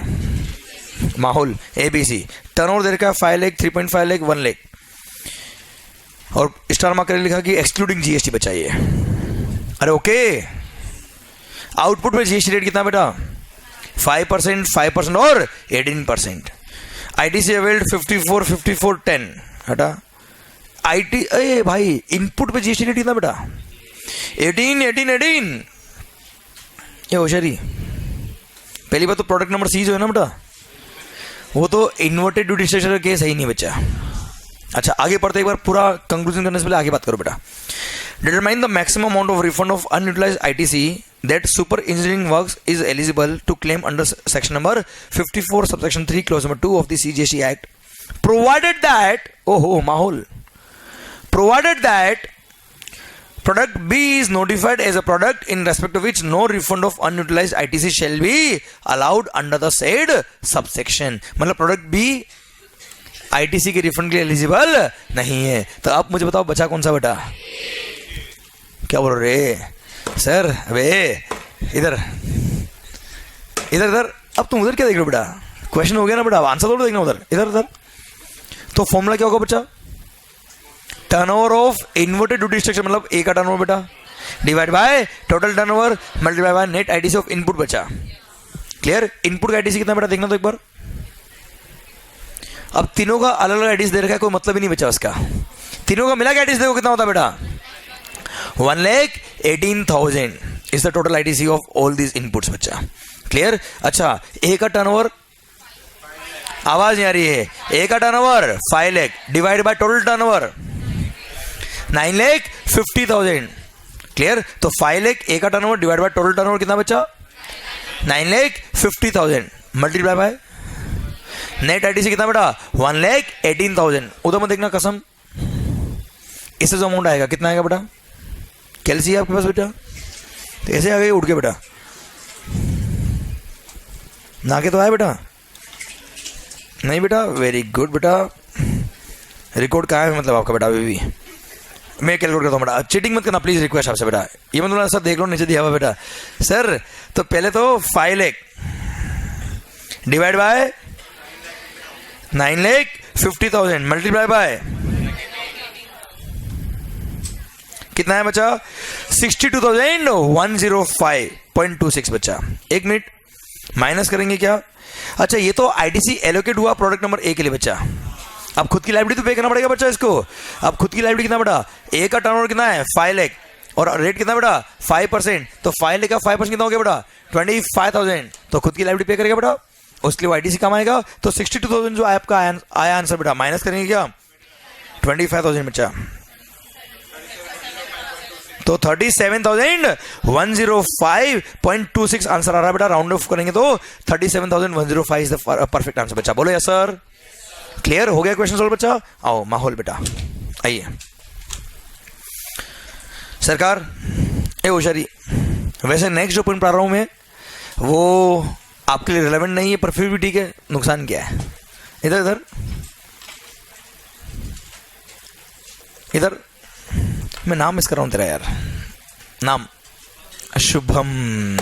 माहौल सर, पॉइंट ये हाँ तो इस बात क्या रहे हो बेटा यार?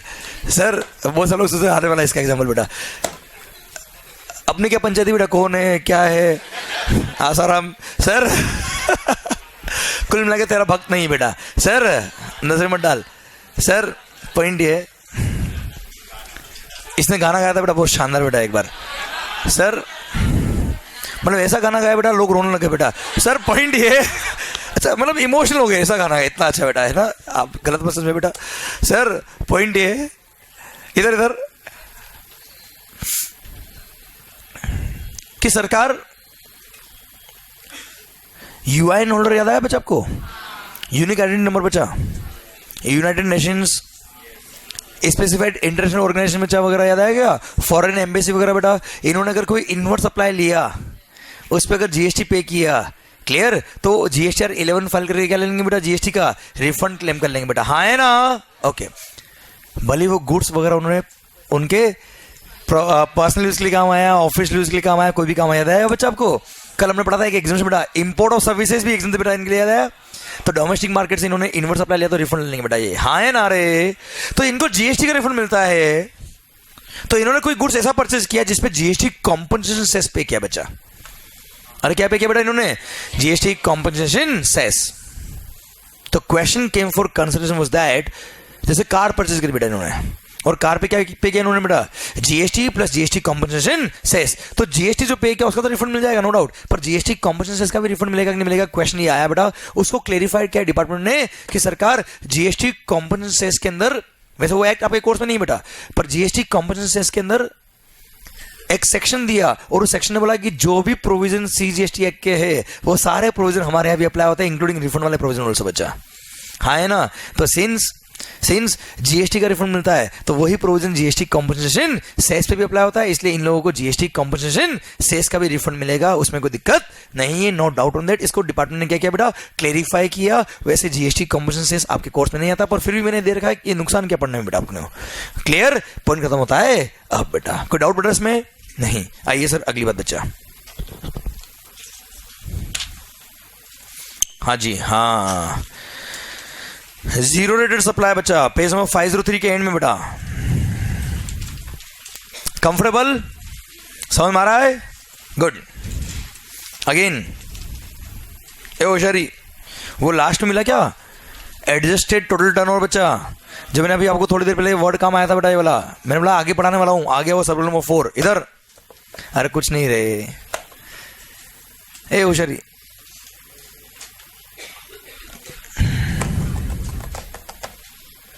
इधर इधर।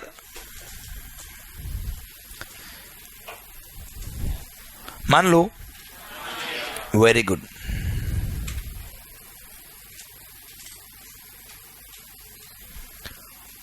यार मैंने कोई गुड्स या सर्विस क्या किया, जीरो रेटेड सप्लाई किया। क्या किया मैंने बेटा? अब आप मुझे बताओ, जीरो रेटेड सप्लाई अगर मैंने किया तो उस पर टैक्स तो पे नहीं करना है, और फिर भी उसमें काम आने वाले इनपुट्स और इनपुट सर्विस पे जो जीएसटी पे किया उसका आईटीसी मेरे को मिल जाएगा, और आईटीसी काम नहीं आता तो उसको मेरे को क्या मिल जाता है, रिफंड। ध्यान देना बेटा, जीरो रेटेड सप्लाई के अंदर रिफंड मिलता है, input as well as input service दोनों का मिलता है बेटा, input as well as input service दोनों का मिलता है। इन्वर्टेड ड्यूटी स्ट्रक्चर में केवल इनपुट का रिफंड मिलता है बच्चा। अरे हाँ है ना शुभम, पक्का तेरे को समझ में आया ना बेटा? बस माहौल। सर अब पॉइंट मेरा आपसे ये है कि सर जीरो रेटेड सप्लाई, इधर इधर इधर बेटा, जीरो रेटेड सप्लाई में जो input as well as input service का हमारा उसका रिफंड मिलेगा बेटा। अब क्वेश्चन बताया क्या है बेटा, मान लो मैंने क्या बनाया बेटा, आवाज नहीं आ रही है, मैंने क्या बनाया बेटा, मार्कर्स, ब्रांड नेम, ये मार्कर मैंने क्या किया, एक्सपोर्ट किया। अच्छा सुनो, और मेरी फैक्ट्री में मार्कर के अलावा और क्या बनता बेटा, केवल मार्कर बनता है बेटा। ओके सर, अब जो मार्कर बनता है, अगर अंकित भाई मैं 100% सारे के सारे मार्कर एक्सपोर्ट कर दूं बच्चा, तो सारे इनपुट और सारे इनपुट सर्विस का रिफंड मिल जाएगा, कोई दिक्कत नहीं बच्चा। पर मैं तो कुछ मार्कर एक्सपोर्ट करता हूं, कुछ लोकल मार्केट में बेचता हूं, तो क्या मेरे को सबका इनपुट का रिफंड मिल जाएगा क्या बच्चा, या उस कुछ का ही रिफंड मिलेगा जो कुछ उस कुछ इनपुट और वो कुछ आउटपुट गुड्स में काम आए जो क्या हुए बेटा, एक्सपोर्ट हुए। तो वो कुछ पता कैसे पड़ेगा कुछ कितना था बेटा, किस रेशो में बेटा, अगेन प्रोपोर्शनल बच्चा। तो जो कुछ मैंने एक्सपोर्ट किया उस प्रोपोर्शन में क्या हो जाएगा बेटा, एलोकेट करेंगे, सेम फॉर्मूला जो हमने वहां पढ़ा बेटा वैसा ही लगेगा बेटा, उधर मत देखना कसम। तो फॉर्मूला क्या होगा बेटा, एक्सपोर्ट, या एक्सपोर्ट से अच्छा वर्ड क्या बेटा, जीरो रेटेड सप्लाई, क्यों जीरो रेटेड सप्लाई में एक्सपोर्ट और एसईजेड दोनों आएगा बच्चा। तो turnover of zero rated supply of goods और सर्विस और बहुत बच्चा, divide by multiply by net ITC बच्चा। नेट आईटीसी में यहाँ पे क्या आएगा बेटा, input as well as input service दोनों आएंगे बच्चा। अच्छा सर, जीरो रेटेड सप्लाई के टर्नओवर में क्या आएगा बेटा, जीरो रेटेड सप्लाई आएगी बच्चा, उसमें भले आपने सप्लाई किया डीटीए को या एसजेड को या एक्सपोर्ट किया बच्चा। अच्छा भले गुड सप्लाई क्या या सर्विसेज, पर सरकार तकलीफ पता है क्या आती बेटा, सर्विसेज में बेटा, कि एक्सपोर्ट ऑफ सर्विस कब मानते बच्चा, याद है उसमें 5 कंडीशन थी बेटा। फर्स्ट, सप्लायर इंडिया का होना चाहिए, रेसिपिएंट आउटसाइड इंडिया का होना चाहिए, प्लेस ऑफ सप्लाई भी आउटसाइड इंडिया होना चाहिए, उसका पेमेंट कन्वर्टेबल फॉरेन एक्सचेंज में आना चाहिए, प्लस दोनों पर्सन सेम पर्सन की अलग अलग ब्रांच या एस्टेब्लिशमेंट नहीं होनी चाहिए भाई। ठीक है सर, लास्ट वाला पॉइंट छोड़, फोर्थ पॉइंट क्या था बेटा, कन्वर्टेबल रिसीव हो जाना चाहिए बेटा, कन्वर्टेबल फॉरेन एक्सचेंज रिसीव हो जाना चाहिए, तभी वो क्या कहलाएगा बेटा, एक्सपोर्ट ऑफ सर्विस कहलाएगा बेटा। अच्छा एक्सपोर्ट ऑफ गुड्स में तो सिंपल था कि taking goods from India to a place outside India is called export बेटा। हाँ है ना सरकार, पर सर्विस में एक्सपोर्ट तभी मानेंगे जब पेमेंट किसमें रिसीव हुआ है, इसलिए बच्चा एक्सपोर्ट का टर्नओवर निकालते वक्त, एक्सपोर्ट ऑफ सर्विस का टर्नओवर निकालते वक्त क्या निकालते वक्त बच्चा, जब तक उसका फॉरेन करेंसी में पेमेंट नहीं आता है तब तक उसको एक्सपोर्ट नहीं मानते बच्चा। इसलिए एक्सपोर्ट ऑफ सर्विसेज का फॉर्मूला निकालते वक्त, टर्नओवर निकालते वक्त एक फॉर्मूला दे रखा बेटा पे।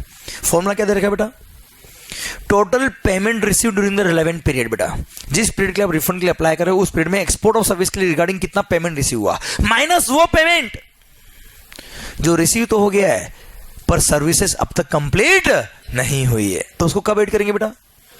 जब उसकी सर्विसेज कंप्लीट होगी। तो ऐसा कुछ इस पीरियड में भी तो हुआ होगा बेटा कि जिसका पेमेंट पहले आ गया था पर सर्विसेज इस पीरियड में कंप्लीट हुई, तो उसको क्या कर देंगे बेटा?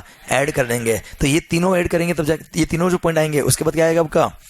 एक्सपोर्ट टर्नओवर ऑफ सर्विसेज आएगा बच्चा। क्लियर? आई रिपीट बेटा, एक्सपोर्ट टर्नओवर सर्विसेज मतलब क्या होता है बेटा? Total payment received during the relevant period in respect of services exported minus वो पेमेंट जो रिसीव तो हो गया है पर सर्विसेज अब तक कंप्लीट नहीं हुई है। ऐड करेंगे क्या? वो पेमेंट जो पहले आ गया था पर सर्विसेज अभी कंप्लीट हुई है बच्चा। हाँ है ना? इसको बोलते हैं एक्सपोर्ट टर्नओवर सर्विसेज बच्चा। क्लियर? अच्छा, मान लो कोई सर्विस कंप्लीट हो गई बेटा पर पेमेंट नहीं आया, तो जब पेमेंट आएगा तब काउंट करेंगे बच्चा, क्योंकि काउंट करते क्या? Payment received. इसका मतलब ये हो गया बेटा कि पेमेंट भी आ जाना चाहिए प्लस सर्विस भी कंप्लीट हो जाना चाहिए बेटा। अब भले आपने टैक्स इनवॉइस इशू कर दिया, उससे कोई कंसर्न नहीं है। इसलिए टर्नओवर देखते वक्त नॉर्मल टर्नओवर में तो क्या होता है? टैक्स इनवॉइस जो इशू कर दिया वो टर्नओवर हो गया बच्चा आपका, इसलिए इसको एडजस्टेड टोटल टर्नओवर बोलते हैं बेटा। क्या बोलते हैं सर इसको? मतलब जब भी एक्सपोर्ट ऑफ सर्विस आती है बेटा तो सरकार उसमें बिल के हिसाब से टर्नओवर नहीं देखना बेटा। वहां पे जो मैंने आपको फॉर्मुला से बताया एक्सपोर्ट ऑफ सर्विस का टर्नओवर, उस फॉर्मुला से हम क्या करेंगे?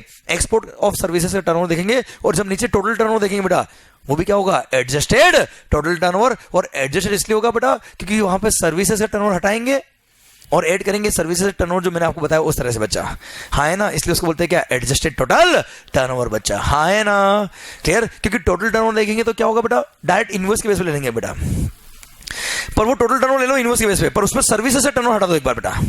और एक्सपोर्ट ऑफ सर्विसेज से टर्नओवर वही ऐड करना जिसमें पेमेंट भी आ गया प्लस सर्विसेज भी कंप्लीट हो गई बच्चा। हाँ है ना? वो जो अमाउंट आएगा वो क्या होगा बेटा? एलिजिबल फॉर सॉरी वो होगा क्या? एडजस्टेड टोटल टर्नओवर बच्चा। हाँ है ना बेटा? क्लियर? और ऊपर आएगा क्या? Zero rated supply of goods as well as services का टर्नओवर जो मैंने आपको बताया उस तरह से बच्चा। क्लियर? मल्टीप्लाई करेंगे किससे बच्चा? Net ITC of GST paid on input as well as input services. हाँ है ना? पर अगर किसी इनपुट का या इनपुट सर्विस का आप ऑलरेडी रिफंड ले चुके हो सब रूल 4A या 4B में बेटा, तो उसको वापस काउंट करना है क्या बच्चा? नहीं। ठीक है? यहाँ पे देखो मैंने अपने हाथ से लिखा हुआ बेटा।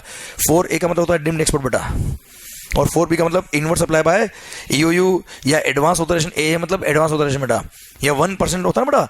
आपने बताया वो आपको पावर देगा कि अगर आप गुड्स परचेज करके डायरेक्ट एक्सपोर्ट कर दो बेटा तो 1% परचेज करना बेटा। क्या याद आया क्या बच्चा?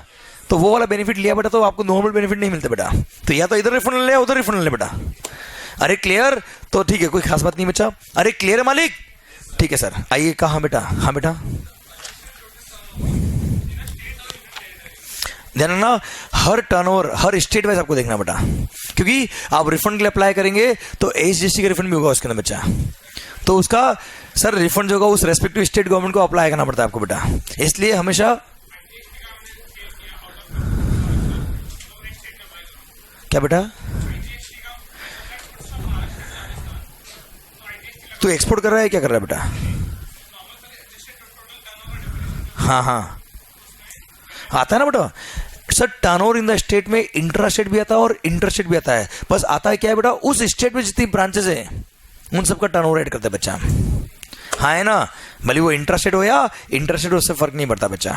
ओके? उस स्टेट में जितनी ब्रांच है उनका टर्नओवर ऐड करते हैं बच्चा, उसको बोलते हैं टर्नओवर इन स्टेट बेटा। ओके? माहौल और एग्रीगेट टर्नओवर में क्या होता है बेटा? पूरे इंडिया में जो ब्रांच होती है उनका टर्नओवर ऐड करते हैं, भले इंट्रा हो इंटर हो, उससे फर्क नहीं पड़ता बच्चा। ओके? आइए सर कहा नेक्स्ट ईवे बिल पेज में 528। सरकार ईवे बिल्स में 2-3 छोटे छोटे चेंज हुए बच्चा। चेंज तो केवल खास नहीं हुआ बेटा, 2 सर्कुलर और आएंगे आगे बच्चा, पढ़ते हैं बेटा। सबसे पहली बात पेज में 528 पर ईवी बिल का एक पॉइंट नंबर O ऐड हुआ बेटा। हुआ क्या ऐड बेटा? अब आपको ये पता ही नहीं पड़ेगा कि पॉइंट नंबर O कहाँ ऐड हुआ, इसलिए मैंने खुद ने अपनी लैंग्वेज में क्या लिखा बेटा? ईवी बिल नॉट रिक्वायर्ड बेटा। याद आया बेटा?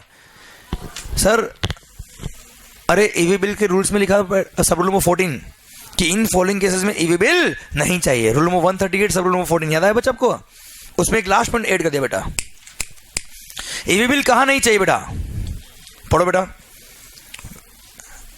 Where empty cylinders for packing of LPG gas are being moved for reasons other than supply, तो भले ही 50,000 से ऊपर का माल है तो भी ईवी बिल की जरूरत नहीं होती। याद है बेटा?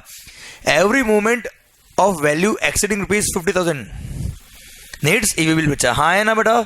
सुनो, पर जो गुड्स एनेक्सर में कवर है, कहाँ कवर बेटा? उसके लिए ईवी बिल नहीं चाहिए होता बेटा। याद है? अब सुन, एनेक्सर भी यहाँ दिया बेटा। एक बार मैं लिंक करता हूँ ऊपर वाला पॉइंट क्यों है बच्चा। अनेक में का फर्स्ट पढ़ना पड़ा, क्या लिखा है, पढ़ो ना रे। LPG gas for supply to household and non domestic examined category customer बच्चा, इनको अगर एलपीजी गैस सप्लाई किया आपने तो ईवी बिल नहीं चाहिए बेटा। एक मिनट, अब एलपीजी गैस घर पे कैसे आता बेटा, सिलेंडर के थ्रू आता ना बेटा, ठीक है, पाइपलाइन से लगे हुआ पाइपलाइन गैस से आता होगा बेटा, बाकी सिलेंडर से आता ही बेटा। अब सिलेंडर के थ्रू गैस सप्लाई कर रहे हैं तो ईवी बिल नहीं चाहिए बेटी, भले ही 50,000 से ऊपर का गैस है बेटा। पर अगर गैस खाली होगी बेटा तो आपने सिलेंडर रिप्लेस करा होगा बच्चा, तो खाली सिलेंडर लेके जा रहा है बेटा। जब खाली सिलेंडर लेके जा रहा है तो क्या वो गैस बोलते क्या बेटा, उसको क्या बोलेंगे, खाली सिलेंडर बोलेंगे उसको बच्चा, तो उसके लिए तो मना किया नहीं बच्चा। अब भरा सिलेंडर लेके गया तो ईवी बिल नहीं चाहिए, खाली लेके गया तो ईवी बिल चाहिए बेटा। आप मेरी बात समझे? इसलिए ऊपर लिख दिया क्या, खाली सिलेंडर अगर होगा तो भी ईवी बिल नहीं चाहिए बच्चा। अब आप हंस गए ना बच्चा, अब जिंदगी को भी नहीं भूलोगे बेटा, क्योंकि लॉजिक समझ में आ गया आपको, इसका ऑब्वियस बन गया बात बेटा, ये होना चाहिए आपका लेवल बच्चा। क्लियर, समझा मेरी बात बच्चा? अब भरा हुआ सिलेंडर लेके जा रहा तो ईवी बिल नहीं चाहिए, खाली सिलेंडर आ रहा तो ईवी बिल चाहिए बेटा, कहाँ का इंसाफ बच्चा ये? क्लियर, इसलिए पॉइंट ऐड कर दिया ऊपर बेटा क्या, कि where empty cylinders for packing of LPG are being moved for reasons other than supply. हाँ है ना बच्चा, अदर देन सप्लाई। अच्छा, खाली सिलेंडर अगर आप बेच रहे हो बच्चा तो ईवी बिल चाहिए बेटा। वो तो क्या कर रहा है, घर घर जाके खाली सिलेंडर लेके आ रहा है बच्चा, तो ईवी बिल नहीं चाहिए, ऑल दो वैल्यू 50,000 के ऊपर की है तो भी कोई मतलब नहीं बच्चा। क्लियर, अभी भी 50,000 है बेटा। हाँ भाई, मेरे को तो नहीं पता बेटा, 31 अक्टूबर 2018 तक जो अमेंडमेंट है वो ही एप्लीकेबल है बेटा। अभी भी 50,000 की लिमिट ही है ईवी बिल के लिए बेटा। अननेसरी प्लीज रूमर्स का पार्ट ना बने बेटा आप लोग।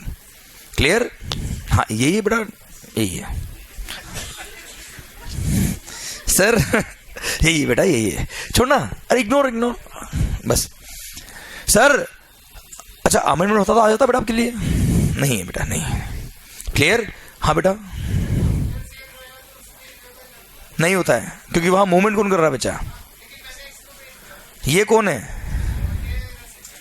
रेसिडेंट तो ही है बेटा, पर ये है कौन, रजिस्टर्ड है कि अनरजिस्टर्ड बेटा?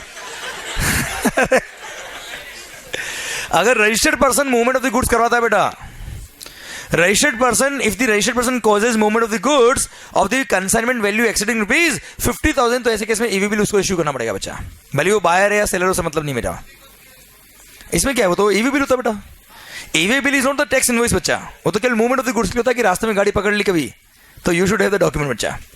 ओके, यस सर, कोई इश्यू नहीं बेटा। इनफैक्ट मैं तो कह रहा हूं, तू तेरी फैक्ट्री से अपने गोडाउन माल भेज रहा बेटा, with in the state itself बच्चा, तो भी ईवी बिल चाहिए ना बेटा। क्लियर, संजय 50,000 से ऊपर का मान लेते हो बेटा, हाँ है ना। ओके सरकार, आइए 138A, उसमें एक पॉइंट ऐड हुआ बेटा इधर। ओ भाई 138A का हेडिंग पर बेटा क्या लिखा है, documents and devices to be carried by the person incharge of the conveyance बच्चा। ओ होशियारी, मान लो, नजर इधर बेटा। अच्छा, मैं पहले क्या था वो याद कराऊंगा बेटा आपको। पहले मैं मान लो कौन हूं बेटा, ट्रक ड्राइवर बच्चा। अरे कौन बेटा मैं, इसमें क्या बेटा, काम है बेटा, काम जैसे भी तो अच्छा होता है बेटा, दिल से करना चाहिए बेटा। अब पॉइंट ये, यप ओके सर। पॉइंट मेरा आपसे ये है कि सर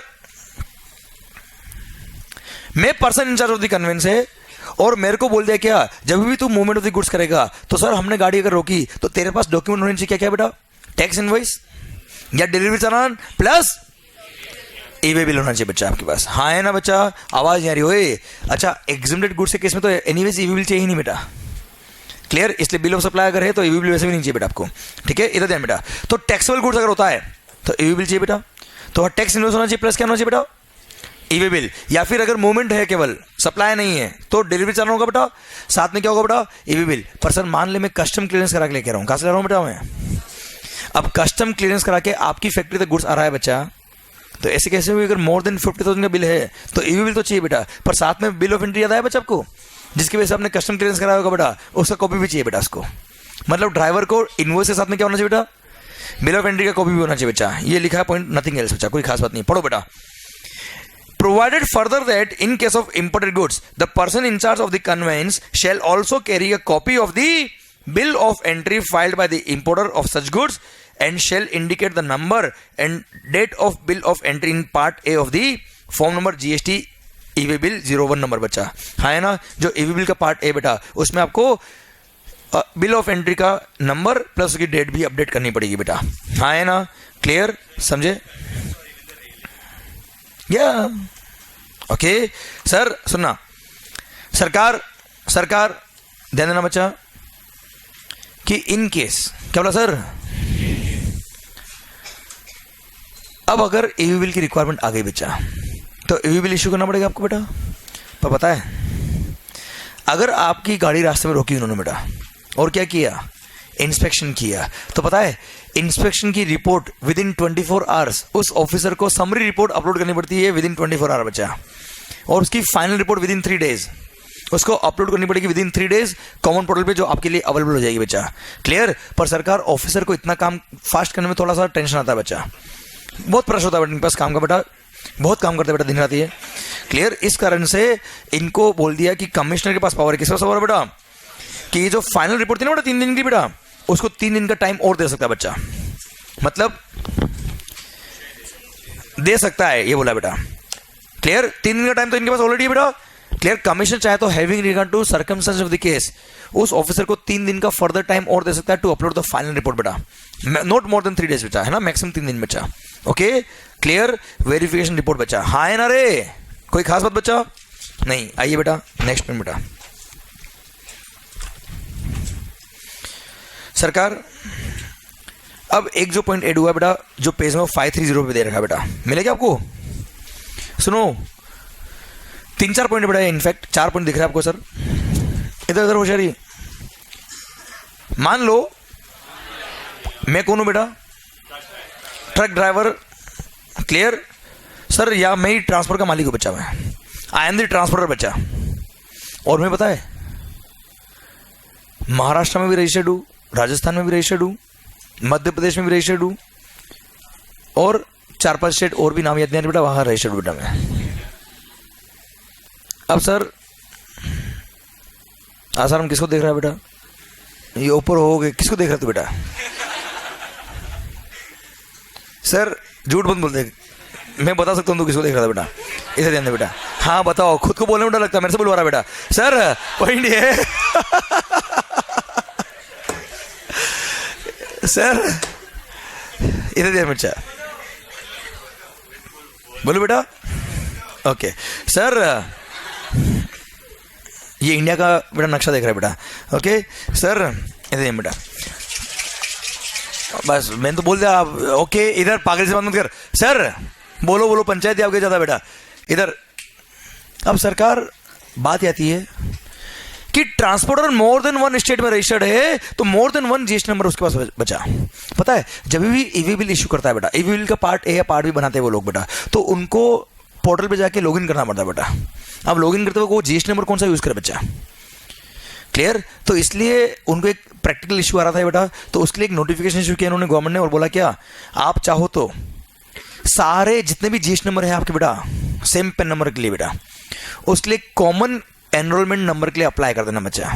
और जितने भी आपके जीएसटी नंबर है सेम पेन नंबर पे, उन सब के लिए अगर आपने कॉमन एनरोलमेंट नंबर अगर आपने अलॉट करवा दिया बच्चा, तो जब भी आप ट्रांसपोर्ट करोगे गुड्स को, बस वो कॉमन एनरोलमेंट नंबर यूज कर लेना और आपका गुड्स क्या हो जाएगा, मतलब ईवी बिल आप जनरेट कर देना उस कॉमन एनरोलमेंट नंबर को यूज करके बच्चा। क्लियर? पर अगर आपने कॉमन एनरोलमेंट नंबर एक बार अप्लाई कर दिया, आपको मिल गया, तो उसके बाद आप किसी भी सर इंडिविजुअल जीएसटी नंबर को यूज नहीं कर पाएंगे, फिर उस कॉमन एनरोलमेंट नंबर को यूज करना पड़ेगा बेटा। क्लियर? समझ मेरी बात? तो जनरेट द ईवी बिल बेटा, कोई खास बात नहीं बेटा, कोई एग्जामिनेशन की मेरे को लगता नहीं कोई टफ पॉइंट है बेटा, पर फिर भी we can't say anything for any point बेटा। अरे क्लियर? ये था फर्स्ट ए जो लिखा बेटा आपके लिए। फिर पेज में 530 पे इलेक्शन में 1 दे रखा बेटा, देगा क्या बच्चा आपको? सुनो रे, ये कोई क्लेरिफिकेशन केवल एक सिंपल सा पॉइंट आपको आता है बेटा, इधर ध्यान। पता है रेलवे, वेसल और एयरक्राफ्ट के केस में movement of the goods commence होने के बाद भी अगर आपने पार्ट भी बनाया तो भी चल जाएगा बेटा, याद है आपको? बाय रोड अगर मूवमेंट होता है तो before commencement movement part B भी होना चाहिए बच्चा आपके पास, नहीं तो मानते कि ईवी बिल है ही नहीं बच्चा। क्लियर? रेलवे, वेसल और एयरक्राफ्ट के केस में even after commencement of the movement of the goods you can issue the part B बच्चा, हाँ है ना, you can update the information of the vehicle और conveyance in the part B बेटा। पर रेलवे केस में बोला हुआ था क्या बेटा कि जब तक आप रेलवे के पर्सन को ईवी बिल का कॉपी नहीं देंगे तब तक वो आपको माल का डिलीवरी नहीं देगा। याद आया बच्चा? तो फर्स्ट क्लेरिफिकेशन यही था बच्चा, पढ़ लो बेटा। In case of transportation goods by railways whether goods can be delivered even if the eway bill is not produced at the time of delivery बच्चा। तो at the time of delivery अगर आपने ईवी बिल नहीं दिया बेटा तो क्या वो माल देंगे बेटा आपको? नहीं देंगे। और ऐसे केस में आप ईवी बिल देंगे उनको तो ही वो माल का डिलीवरी आपको देंगे, नहीं तो माल का डिलीवरी नहीं देंगे बेटा। देख मूवमेंट कमेंस हो जाएगा कब? पार्ट भी नहीं फिर भी बच्चा। पर delivery of the goods can be taken only on producing part भी, मतलब क्या है? ईवी बिल बेटा। पार्ट भी बनने के बाद ही तो ईवी बिल नंबर आएगा बस बच्चा। क्लियर? ठीक सर। आइए इलेक्शन नंबर 2 पे बेटा। Whether EV bill is required in the following cases बच्चा। फर्स्ट, अच्छा चलिए पढ़ने से पहले मुझे आप बताओ ईवी बिल कब चाहिए होता है बेटा? Whenever there is movement of the goods of the value exceeding consignment value exceeding rupees 50,000, भले वो इंट्रा हो या इंटर हो, से कोई फर्क पड़ता है क्या बेटा? मान लो मेरे को अंधेरी ईस्ट से अंधेरी वेस्ट गुड्स ले जाना बेटा, 50,000 के ऊपर का माल है बेटा, क्या ईवी बिल चाहिए बेटा? आवाज नहीं आ रही है। अंधेरी से अंधेरी बच्चा, आवाज नहीं आ रही है, पक्का? ठीक है सर, ओके पढ़ो। Whether EV bill is required in the following cases बेटा। First, where goods transit through another state while moving from one area in a state to another area in the same state बेटा। मतलब मान लो, आवाज नहीं आ रही हुई, अंधेरी से goods अंधेरी में जा रहा है बेटा, पर बीच में गुजरात भी आता है बेटा। यार पॉसिबल है ना यार? मान लो, अरे अंधेरी तो ठीक है बेटा, कोई स्टेट है बेटा, अब उसका नक्शा इस तरह से भी बना हुआ बेटा, कैसा तो ऐसा। क्लियर? और जो ऐसा ये बना हुआ है नक्शा, बीच में जो दूसरा स्टेट है वो दूसरा स्टेट है बेटा, वो स्टेट तो ही नहीं बेटा। अब इस पॉइंट से इस पॉइंट में जाना बेटा, तो ऐसा तो नहीं उस स्टेट के लिए जाना तो ऐसे घूम के जाएगा बच्चा, वो तो जाहिर जाएगा ना बेटा यार। तो बीच में दूसरा स्टेट भी आएगा बच्चा। बताओ ईवी बिल चाहिए कि नहीं चाहिए बेटा? मैं तो कह रहा हूँ ये फालतू बात कही बेटा, बीच में दूसरा स्टेट नहीं भी आता ना तो भी ईवी बिल चाहिए बेटा, तो अननेसेसरी कंफ्यूज करा बचा ये। क्लियर? अरे मान ले गुजरात से माल कहाँ जा रहा बेटा? गुजरात ही जा रहा है बेटा, पर बीच में ये राजस्थान की बॉर्डर भी आती है बेटा, और राजस्थान की बॉर्डर क्रॉस करते हुए कहाँ जाता बेटा? वापस गुजरात में आ जाता बेटा माल। मतलब कमेंसमेंट शुरू हुआ कहाँ से बेटा? गुजरात से, और कमेंसमेंट खत्म ही कहाँ हुआ बेटा? गुजरात। बीच में क्या है बेटा? राजस्थान आ गया था बेटा। होता ना यार ये। तो ऐसे केस में ईवी बिल चाहिए कि नहीं चाहिए बेटा? अरे मैं तो कह रहा हूँ राजस्थान बीच में नहीं आता तो भी ईवी बिल चाहिए बेटा यार। क्लियर? तो क्या होता है कई बार क्वेश्चन इस तरह से कंफ्यूज करता बेटा, अच्छा यार ये तो कभी बताया नहीं हम लोग को, अरे क्या नहीं बताया रे। क्लियर? सर हमेशा ईवी बिल चाहिए बेटा, मूवमेंट हो रहा तो इंट्रा हो या इंटर हो फर्क नहीं पड़ता बेटा उसे। आइए इलेक्शन 2 का point number 2, where goods move from a DTA unit to a SEZ unit and vice versa located in the same state बेटा। बच्चा आज जैसा बेस्ट एग्जाम्पल बेटा, अंधेरी रत्नागिरी बार के ऊपर से आपने अंधेरी सिप्स बेटा जो स्पेशल इकोनॉमिक जोन है बेटा, सेम स्टेट बेटा, अंधेरी से अंधेरी आपने गुड्स भेजा बेटा, डीटीए से एसजेड, क्या ईवी बिल चाहिए क्या बच्चा? नहीं एक मिनट, आपने पूरा ईवी बिल पढ़ा, कहीं आपने सुना कि डीटीए से एसजेड माल गया तो ईवी बिल नहीं चाहिए? कहीं सुना क्या बच्चा आपने? तो मतलब चाहिए बेटा, बात खत्म बेटा, फालतू कंफ्यूज क्यों कर रहा है बच्चा? और सेम स्टेट हो या विद इन स्टेट हो, दूसरा स्टेट हो, कोई मतलब है क्या बच्चा? ईवी बिल चाहिए, दिमाग खराब मत करना। पर हाँ, अगर किसी स्टेट गवर्नमेंट ने बेटा अलग से एग्जाम किया हुआ होगा तो उस केस में ईवी बिल नहीं चाहिए होगा बेटा, बाकी तो ईवी बिल चाहिए बच्चा। हाँ है ना? डन। इसका आंसर ये लिखा बेटा कि अगर किसी स्टेट गवर्नमेंट ने मना किया हुआ है कि यहाँ ईवी बिल नहीं चाहिए बेटा, तो ईवी बिल नहीं चाहिए, बाकी हर केस में ईवी बिल चाहिए बच्चा। अरे क्लियर? ठीक सर। आइए नेक्स्ट सर्कुलर बच्चा, मिला क्या नेक्स्ट सर्कुलर बच्चा? कौन सा? EV bill in case of storing of goods in godown of the transporter बचा। ये अच्छा पॉइंट बेटा, ये समझ आएगा आपको सर। इसमें आपको थोड़ा सा बिजनेस समझ में आएगा कि कैसा बिजनेस होता है, ट्रांजेक्शन क्या होता है बेटा। पर पहले हम ट्रांजेक्शन को डिफाइन करेंगे, then will apply the rule बेटा। Okay, will apply the circular बच्चा। ओके ठीक, इधर जान सुनो बेटा, होशियारी इधर, माहौल। पता है क्या होता है? आपने महाराष्ट्र का नाम सुना बेटा? आपने नहीं सुना बेटा? आप कहाँ रहते हो बेटा? मुंबई। मुंबई कहाँ था बेटा? इंडिया में बेटा। Very good, clear. मतलब बेटा आपने चक दे इंडिया देखी बेटा, है ना सर? सर हमको कोई स्टेट नाम नहीं सुना देता बेटा, केवल एक ही नाम, क्या? इंडिया। माहौल, क्लियर। इसका मतलब आपने ढंग से जीएसटी नहीं पढ़ा बेटा, क्लियर। क्योंकि पहले एक ही नाम सुना जाता था इंडिया, जब सर्विस टैक्स हुआ करता था बेटा। अब हर स्टेट का नाम सुना जाता था जब क्या आ गया बेटा? GST. Okay, yes sir, very good. वो बोल रहा है बेटा एसजीएसटी हमारे कोर्स में नहीं बेटा, क्लियर सर?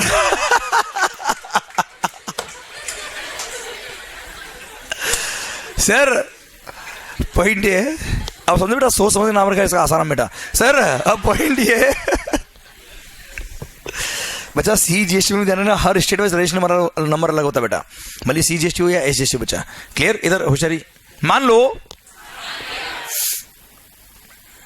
महाराष्ट्र के अंदर बेटा क्या होता है,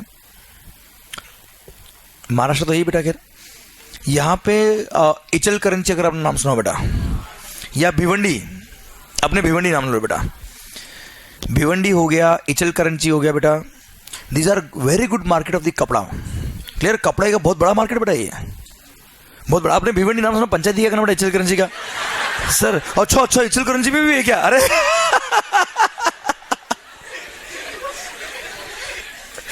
अब सर भिवंडी एक बहुत बड़ा मार्केट है, किसका? कपड़े का बेटा।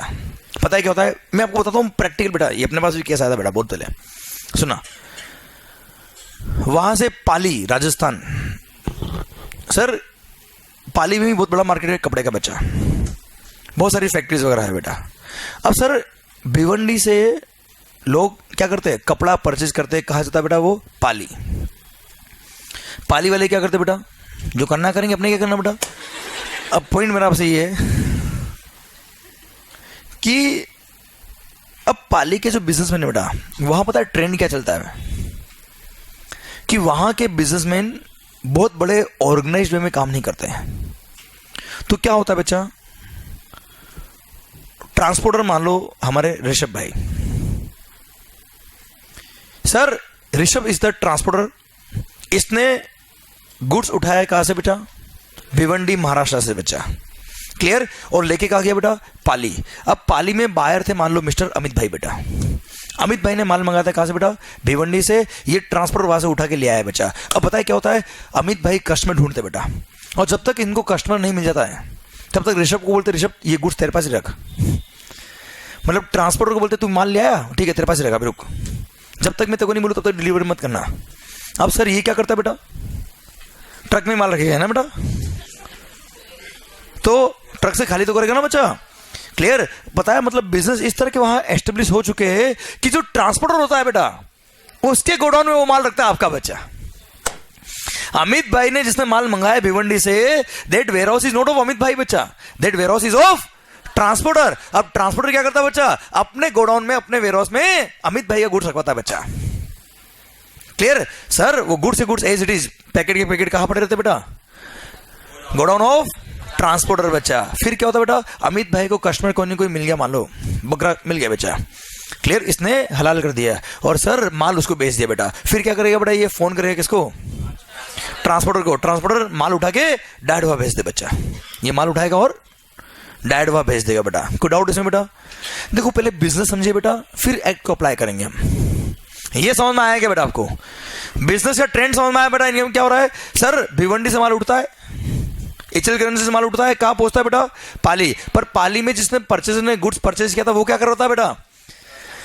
ट्रांसपोर्टर के गोडाउन में, वेयर हाउस में गुड्स को स्टोर करवाता है, और जब उसके पास ऑर्डर आ जाता है या जो भी, मान लो उसको खुद के मंगाना है, खुद के ही मंगाना बेटा माल, तो भी अभी एक बार गुड्स का रखेंगे बेटा इसके गोडाउन में, क्योंकि बेटा उनकी अमित भाई वगैरह जो है बेटा, इनके पास खुद के वेयर हाउस नहीं बचा, इनके पास इतना बड़ा प्लेस नहीं कि वो खुद के वेयर हाउस रख दे बच्चा, इतना बड़ा बिजनेस नहीं बचा। अच्छा बहुत बड़ा ऑर्गेनाइज बिजनेस होता तो खुद के वेयर हाउस में गुड्स रखता था बेटा, क्लियर। पर कॉस्ट सेविंग करने के लिए ये लोग क्या करते बेटा, ट्रांसपोर्टर को बोलते तू अपने पास रख ले बच्चा, क्लियर। तो ट्रांसपोर्टर ने माल अपने पास रख लिया, जब इसको जरूरत होगी या इसने माल किसी को बेच दिया तो डायरेक्ट इसके से उठा के डिलीवर करवा देगा कहाँ, कंजनी क्या पे, या फिर खुद क्या मंगा लेगा बच्चा। हाँ है ना रे, ये बिजनेस ट्रेंड है, समझ में आया कि नहीं आया?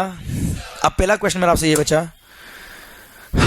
भिवंडी से जब गुड्स निकलेगा बच्चा, मान लो मोर देन 50,000 का बिल है बच्चा, वैल्यू मोर देन 50,000 की बच्चा, ईवी बिल चाहिए बच्चा। अब ईवी बिल जो बनेगा वो कहां से कहां तक बनेगा बेटा? भिवंडी से पाली में कहां तक का? वेयर हाउस ऑफ ट्रांसपोर्टर तक का बच्चा, क्योंकि मूवमेंट वहां तक ही हो रहा बच्चा। जैसे ही मूवमेंट वहां टर्मिनेट हुआ, मतलब ट्रांजेक्शन खत्म हो गया बच्चा। आवाज नहीं आ रही हो? अब माल वहां 1 महीने पड़ा रहा बेटा। अब पहले ईवी बिल को छोड़, एक बात और समझते पहले हम, माल वहां 1 महीने पड़ा रहा, 15 दिन पड़ा रहा। अब क्या हो बेटा, अमित भाई के कस्टमर का ऑर्डर आ गया बच्चा। अमित भाई ने ट्रांसपोर्टर को बोला, ऋषभ भाई माल उठाओ और डायरेक्ट का भेज दो, अंकित भाई का भेज दो बेटा। अंकित भाई इज द बायर। अब क्या होगा बेटा, ट्रांसपोर्टर अपने गोडाउन से माल उठाएगा और कहां भेज देगा बच्चा? अंकित क्या है बेटा। और पता है इसका मतलब ये हो गया कि अमित भाई ने ट्रांसपोर्टर के वेयर हाउस से डायरेक्ट माल बेच दिया किसको बच्चा? अंकित भाई को। और पता है अगर आपके गुड्स किसी भी वेयर हाउस में अगर स्टोर होते हैं और वहां से अगर आप डायरेक्ट सप्लाई करते हो तो that warehouse is also your additional place of business. माहौल, अरे हाँ है ना रे। तो सर सबसे पहली बात, हमारे अमित भाई वो ट्रांसपोर्टर का प्लेस को डिक्लेयर करेंगे is there additional place of business, क्योंकि they are storing their goods in the warehouse of the transporter बच्चा। हाँ है ना, इसके सर्टिफिकेट ऑफ रजिस्ट्रेशन में that place should be declared as a additional place of business. अब क्या होगा सरकार, जब माल का ऑर्डर आएगा अंकित भाई का बेटा, तो क्या होगा, माल यहां से उठेगा और कहां पहुंचेगा बेटा?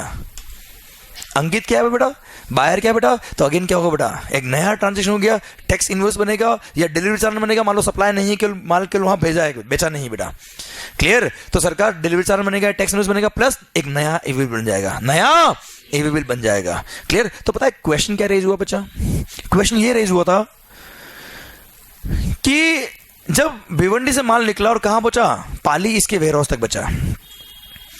अब जब यहां से आगे सप्लाई होगा अंकित भाई के यहां पर, तो क्या वो पुराना वाला ईवी बिल ही कंटिन्यू होगा या नया ईवी बिल बनाना पड़ेगा या क्या होगा बच्चा? तो उसको क्लेरिफाई किया कि there is no question of extending the period of validity of the eway bill. ऐसे केस में ट्रांजेक्शन पूरा ऑलरेडी हो चुका बच्चा, क्योंकि इसके वेयर हाउस में आ गया, मतलब अमित के एडिशनल प्लेस ऑफ बिजनेस पे आ गया बेटा। और अमित के प्लेस ऑफ बिजनेस पे अगर गुड्स रिसीव हो गया, मतलब ट्रांजेक्शन खत्म हो गया बच्चा। और ट्रांजेक्शन खत्म हो गया, माल डिलीवर हो गया, तो ईवी बिल का पिक्चर भी खत्म हो गया पहले वाले का बच्चा। अब ऐसे केस में जब यहां से वहां निकलेगा तब अगेन एक नया ईवी बिल इश्यू हो जाएगा, और ऐसे केस में न्यू ट्रांजेक्शन के लिए नया ईवी बिल, और बात खत्म होती है। अब बेटा बोलो यस सर। क्लियर। एक लास्ट बात बच्चा, अब सुनना अमित भाई, ये एक ईवी बिल का बात हो गया, एक एडिशनल पॉइंट और इन्होंने क्लेरिफाई किया और बोला क्या, अब सर वो वेयर हाउस किसका है बच्चा? आवाज नहीं आ रही है, पर ऑन रिकॉर्ड जीएसटी के अंदर एडिशनल प्लेस ऑफ बिजनेस किसका बचा? वो अमित भाई का। अब सर वो वेयर हाउस के अंदर होता है 50 लोगों के गुड्स पड़े रहते हो बेटा, तो 50 लोगों का वो क्या हो गया है? Additional place of business. वो पता है सर अकाउंट्स एंड रिकॉर्ड्स वाले चैप्टर में हमने पढ़ा था कि जो जो आपके प्लेस ऑफ बिजनेस होते हैं उन सब रेस्पेक्टिव प्लेस पे आपको उस रेस्पेक्टिव प्लेस के रिकॉर्ड्स रखने पड़ते बेटा। Books of accounts relating to a particular place of business should be kept at that respective place of business itself बच्चा। उस प्लेस ऑफ बिजनेस से रिलेटेड बुक्स ऑफ अकाउंट्स होगी बेटा, वो उस प्लेस ऑफ बिजनेस में आपको मेंटेन करनी पड़ेगी बच्चा। अब आप मुझे बताओ, that's a common warehouse, how Amit भाई can maintain his books of accounts at this warehouse बच्चा? रख सकता है क्या बच्चा ये? क्लियर। इसलिए इसको फैसिलिटी दे दी कि कोई बात नहीं, वो तेरा एडिशनल प्लेस ऑफ बिजनेस है, पर उससे रिलेटेड जो बुक्स ऑफ अकाउंट्स है, रिकॉर्ड्स वगैरह है, वो तेरे प्रिंसिपल प्लेस ऑफ बिजनेस पर रख देना, हमें कोई दिक्कत नहीं है। यहां तेरे को एडिशनल प्लेस ऑफ बिजनेस पर, इस वाले प्लेस पे बुक्स ऑफ अकाउंट्स मेंटेन करने की जरूरत नहीं है। पता है सेम सर्कुलर था वो चाय कॉफी वगैरह के लिए बच्चा, जब वो अनाज मंडी में बिकता था बेटा, याद आया बेटा, ऑक्शनर के थ्रू बेटा। क्लियर। वहां भी वो वेयर हाउस के अंदर वो कॉमन वेयर हाउस था बच्चा, अनाज मंडी बेटा। तो इस केस में उनको वहां पे रिकॉर्ड रखने की जरूरत नहीं बच्चा। तो सेम पॉइंट भी क्लेरिफाई करके बोल दिया कि ठीक है ठीक है ठीक है, आपको उस कॉमन वेयर हाउस के अंदर बुक्स ऑफ अकाउंट रखने की जरूरत नहीं है, वरना इसका कॉम्पिटिटर क्या करेगा बेटा? उसके सारे बुक्स ऑफ अकाउंट देख लेगा किसको कितना कमा के बेचा बेटा इसने। अरे क्लियर, समझे मेरी बात? डन। इसी के साथ पॉइंट खत्म होता है। अब I hope you got the entire fundamental बेटा। माहौल। आइए सर नेक्स्ट पॉइंट बेटा। हाँ सर, सरकार बिल्कुल ईसीओ के केस में जो भिवंडी वाला वेयरहाउस था बच्चा, वो 1 लाख लोगों के लिए एडिशनल प्लेस ऑफ बिजनेस है बच्चा।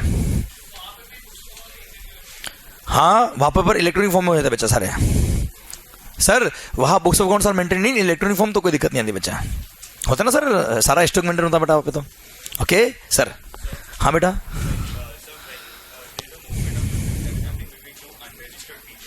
yes, there is no requirement of e-bill beta, yeah, okay sir, unregistered person ने परचेज किया है, even if the goods की value is more than 1 lakh, more than 50,000 में charge, then also there is no requirement of e-bill beta because nobody is registered in GST। भाई bill तो होगा ना बेटा, नॉर्मल बिल तो होगा बेटा उसमें, यस, और क्या है,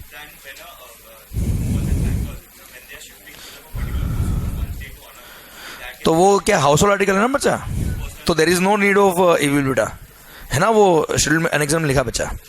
ओके सरकार, आइए, हाँ बेटा, सर सर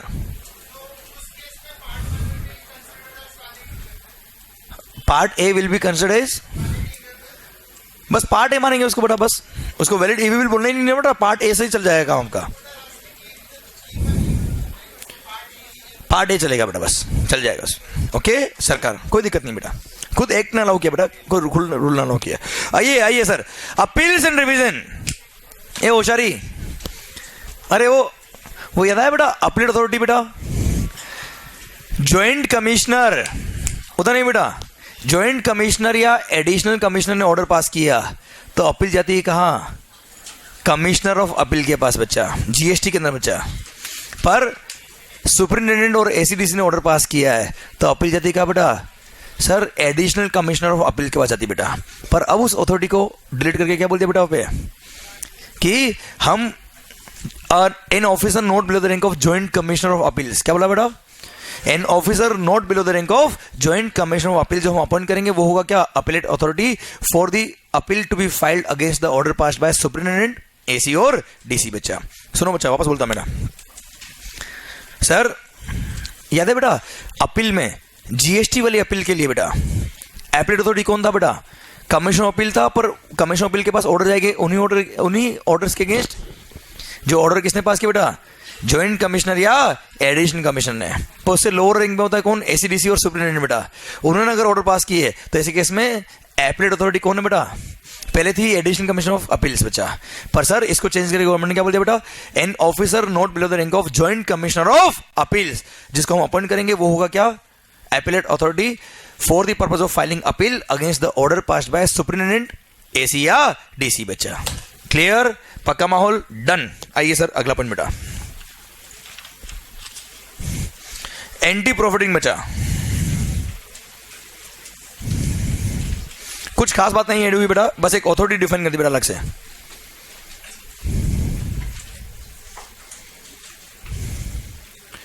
एंटी प्रॉफिटिंग बेटा सुनो, पता है पहले एंटी प्रॉफिटिंग के लिए जो सुना, अब इन्होंने क्या किया वो याद है, एंटी प्रॉफिटिंग बचा कि जीएसटी एक्ट में अगर कभी टैक्स का बेनिफिट मिला तो उसका जो बेनिफिट है it should be passed on to the customer and should not be return by the supplier itself बचा। और अगर आपने बेनिफिट रिटर्न किया है तो सर एंटी प्रॉफिटिंग के लिए national authority for anti profiting उन्होंने कॉन्स्टिट्यूट कर दी बेटा बॉडी, वो क्या करेगा, रिव्यू करेगा कि किन किन लोगों ने बेनिफिट पास ऑन नहीं किया है, और सर ऐसे केस में उनको लगता है कि किसी ने मामला गड़बड़ किया तो पहले वो रिपोर्टिंग देते थे किसको बेटा, डायरेक्टर जनरल ऑफ सेफगार्ड को बेटा, किसको बचा, पर अब अलग से एंटी प्रॉफिटिंग के लिए स्पेसिफिकली एक अथॉरिटी बना दी बेटा, नाम क्या रखा उसका, directorate general of anti profiting बचा। तो अब क्या होगा बेटा, वो जो स्टैंडिंग कमेटी बनाई है जो रिव्यू करेगा किसका, एंटी प्रॉफिटिंग का बेटा, तो वो रिपोर्टिंग किसको देंगे बेटा, directorate general of anti profiting को बेटा। फिर उसको लगता है मामला गड़बड़ है बेटा, तो वो फिर नोटिस इश्यू करता है, वो फिर एक्शन लेता है, रिकवरी वगैरह करता है, या फिर जो भी उसको रजिस्ट्रेशन कैंसिल करना है तो कौन करेगा बेटा, director general of anti profiting. एक अलग से बॉडी बना दी बेटा, उसका रेफरेंस डाल दिया बेटा। पे कोई मेजर चेंज है क्या बच्चा, नहीं, अथॉरिटी चेंज करी बच्चा केवल। ओके ठीक सर, तो 3-4 जगह जहां इसका नाम आ रहा था किसका, डायरेक्टर जनरल ऑफ सेफगार्ड्स, उसको हटाइए क्या कर दिया बेटा हर जगह, director general of anti profiting बच्चा। ओके बेटा ठीक, आइए इसी पेज पर ऑर्डर ऑफ द अथॉरिटी बेटा, पॉइंट नंबर सी मिला क्या बच्चा आपको, ए होशियारी, मान ले, आवाज नहीं आ रही ओए सर, क्या नाम बेटा, उदित, प्रूव हो गया कि तू चोर है बेटा, क्लियर, मान लो उदित भाई, और इसने एंटी प्रॉफिटिंग का ध्यान नहीं रखा बेटा, और जीएसटी का जो बेनिफिट था इसने कस्टमर को पास नहीं किया और खुद ने अपने पास रख लिया बच्चा। तो ऐसे केस में एंटी प्रोफिटिंग अथॉरिटी क्या करेगी, ऑर्डर पास करेगी और ऑर्डर पास करके बोलेगी कि पहली बात तो अपने प्राइसेस कम कर बच्चा, कमर्शियल बेनिफिट, और उसका जो बेनिफिट था वो पास किसको बेटा, कस्टमर को। सेकंड बात बच्चा, जितना तूने कस्टमर से एक्स्ट्रा पैसा ले लिया था वो वापस उन सारे कस्टमर को रिटर्न कर अलोंग विथ इंटरेस्ट। और सर सुनो बच्चा, ये होशियारी, ये अब ये कस्टमर को रिटर्न करने गया बेटा, पर कस्टमर कौन कौन आए थे पता ही नहीं इसको बेटा, इसका रेस्टोरेंट था बेटा, क्या था बेटा, अब कौन कौन खाना खाएगा थोड़ा पता है इसको बेटा, क्लियर, क्या ढूंढने जाएगा बेटा, जो जो हमारे रेस्टोरेंट से खाना खाने गए थे कल आ जाए 5-5 रुपये रिफंड लेने बेटा, है ना, नॉट पॉसिबल बेटा, क्लियर। इसलिए अगर ये कस्टमर को आइडेंटिफाई नहीं कर सकता तो सर ये बेनिफिट पास ऑन कैसे करेगा बच्चा, किसको करेगा, जो ऑलरेडी बेनिफिट देना था बेटा वो नहीं दिया इन्होंने, तो this amount will be credited to consumer welfare fund. सुनो बेटा, पर 50% CGST का जो कंज्यूमर वेलफेयर फंड है उसमें जाएगा और 50% SGST का जो कंज्यूमर वेलफेयर फंड है उसमें जाएगा बच्चा, क्लियर। ऐसा नहीं कि पूरा खा जाएगा कौन, सेंट्रल गवर्नमेंट बच्चा, आधा किसको, सेंट्रल को, आधा किसको, स्टेट को, मिल बांट के खाएंगे बच्चा दोनों, क्लियर, समझे मेरी बात बच्चा। And this amount will be created to consumer welfare fund जब कस्टमर आइडेंटिफाइबल नहीं होता है और बेनिफिट पास ऑन करना होता है बेटा इसको, क्लियर, समझे मेरी बात बच्चा। कोई खास बात ऐड हुई है बच्चा, नहीं, पर कई बार क्या होता है बेटा, एक मार्क के क्वेश्चन आ जाता है बेटा, आप प्लीज किसी भी पॉइंट को लाइट मत लेना बेटा, ओके, क्लियर, ठीक सर, आइए।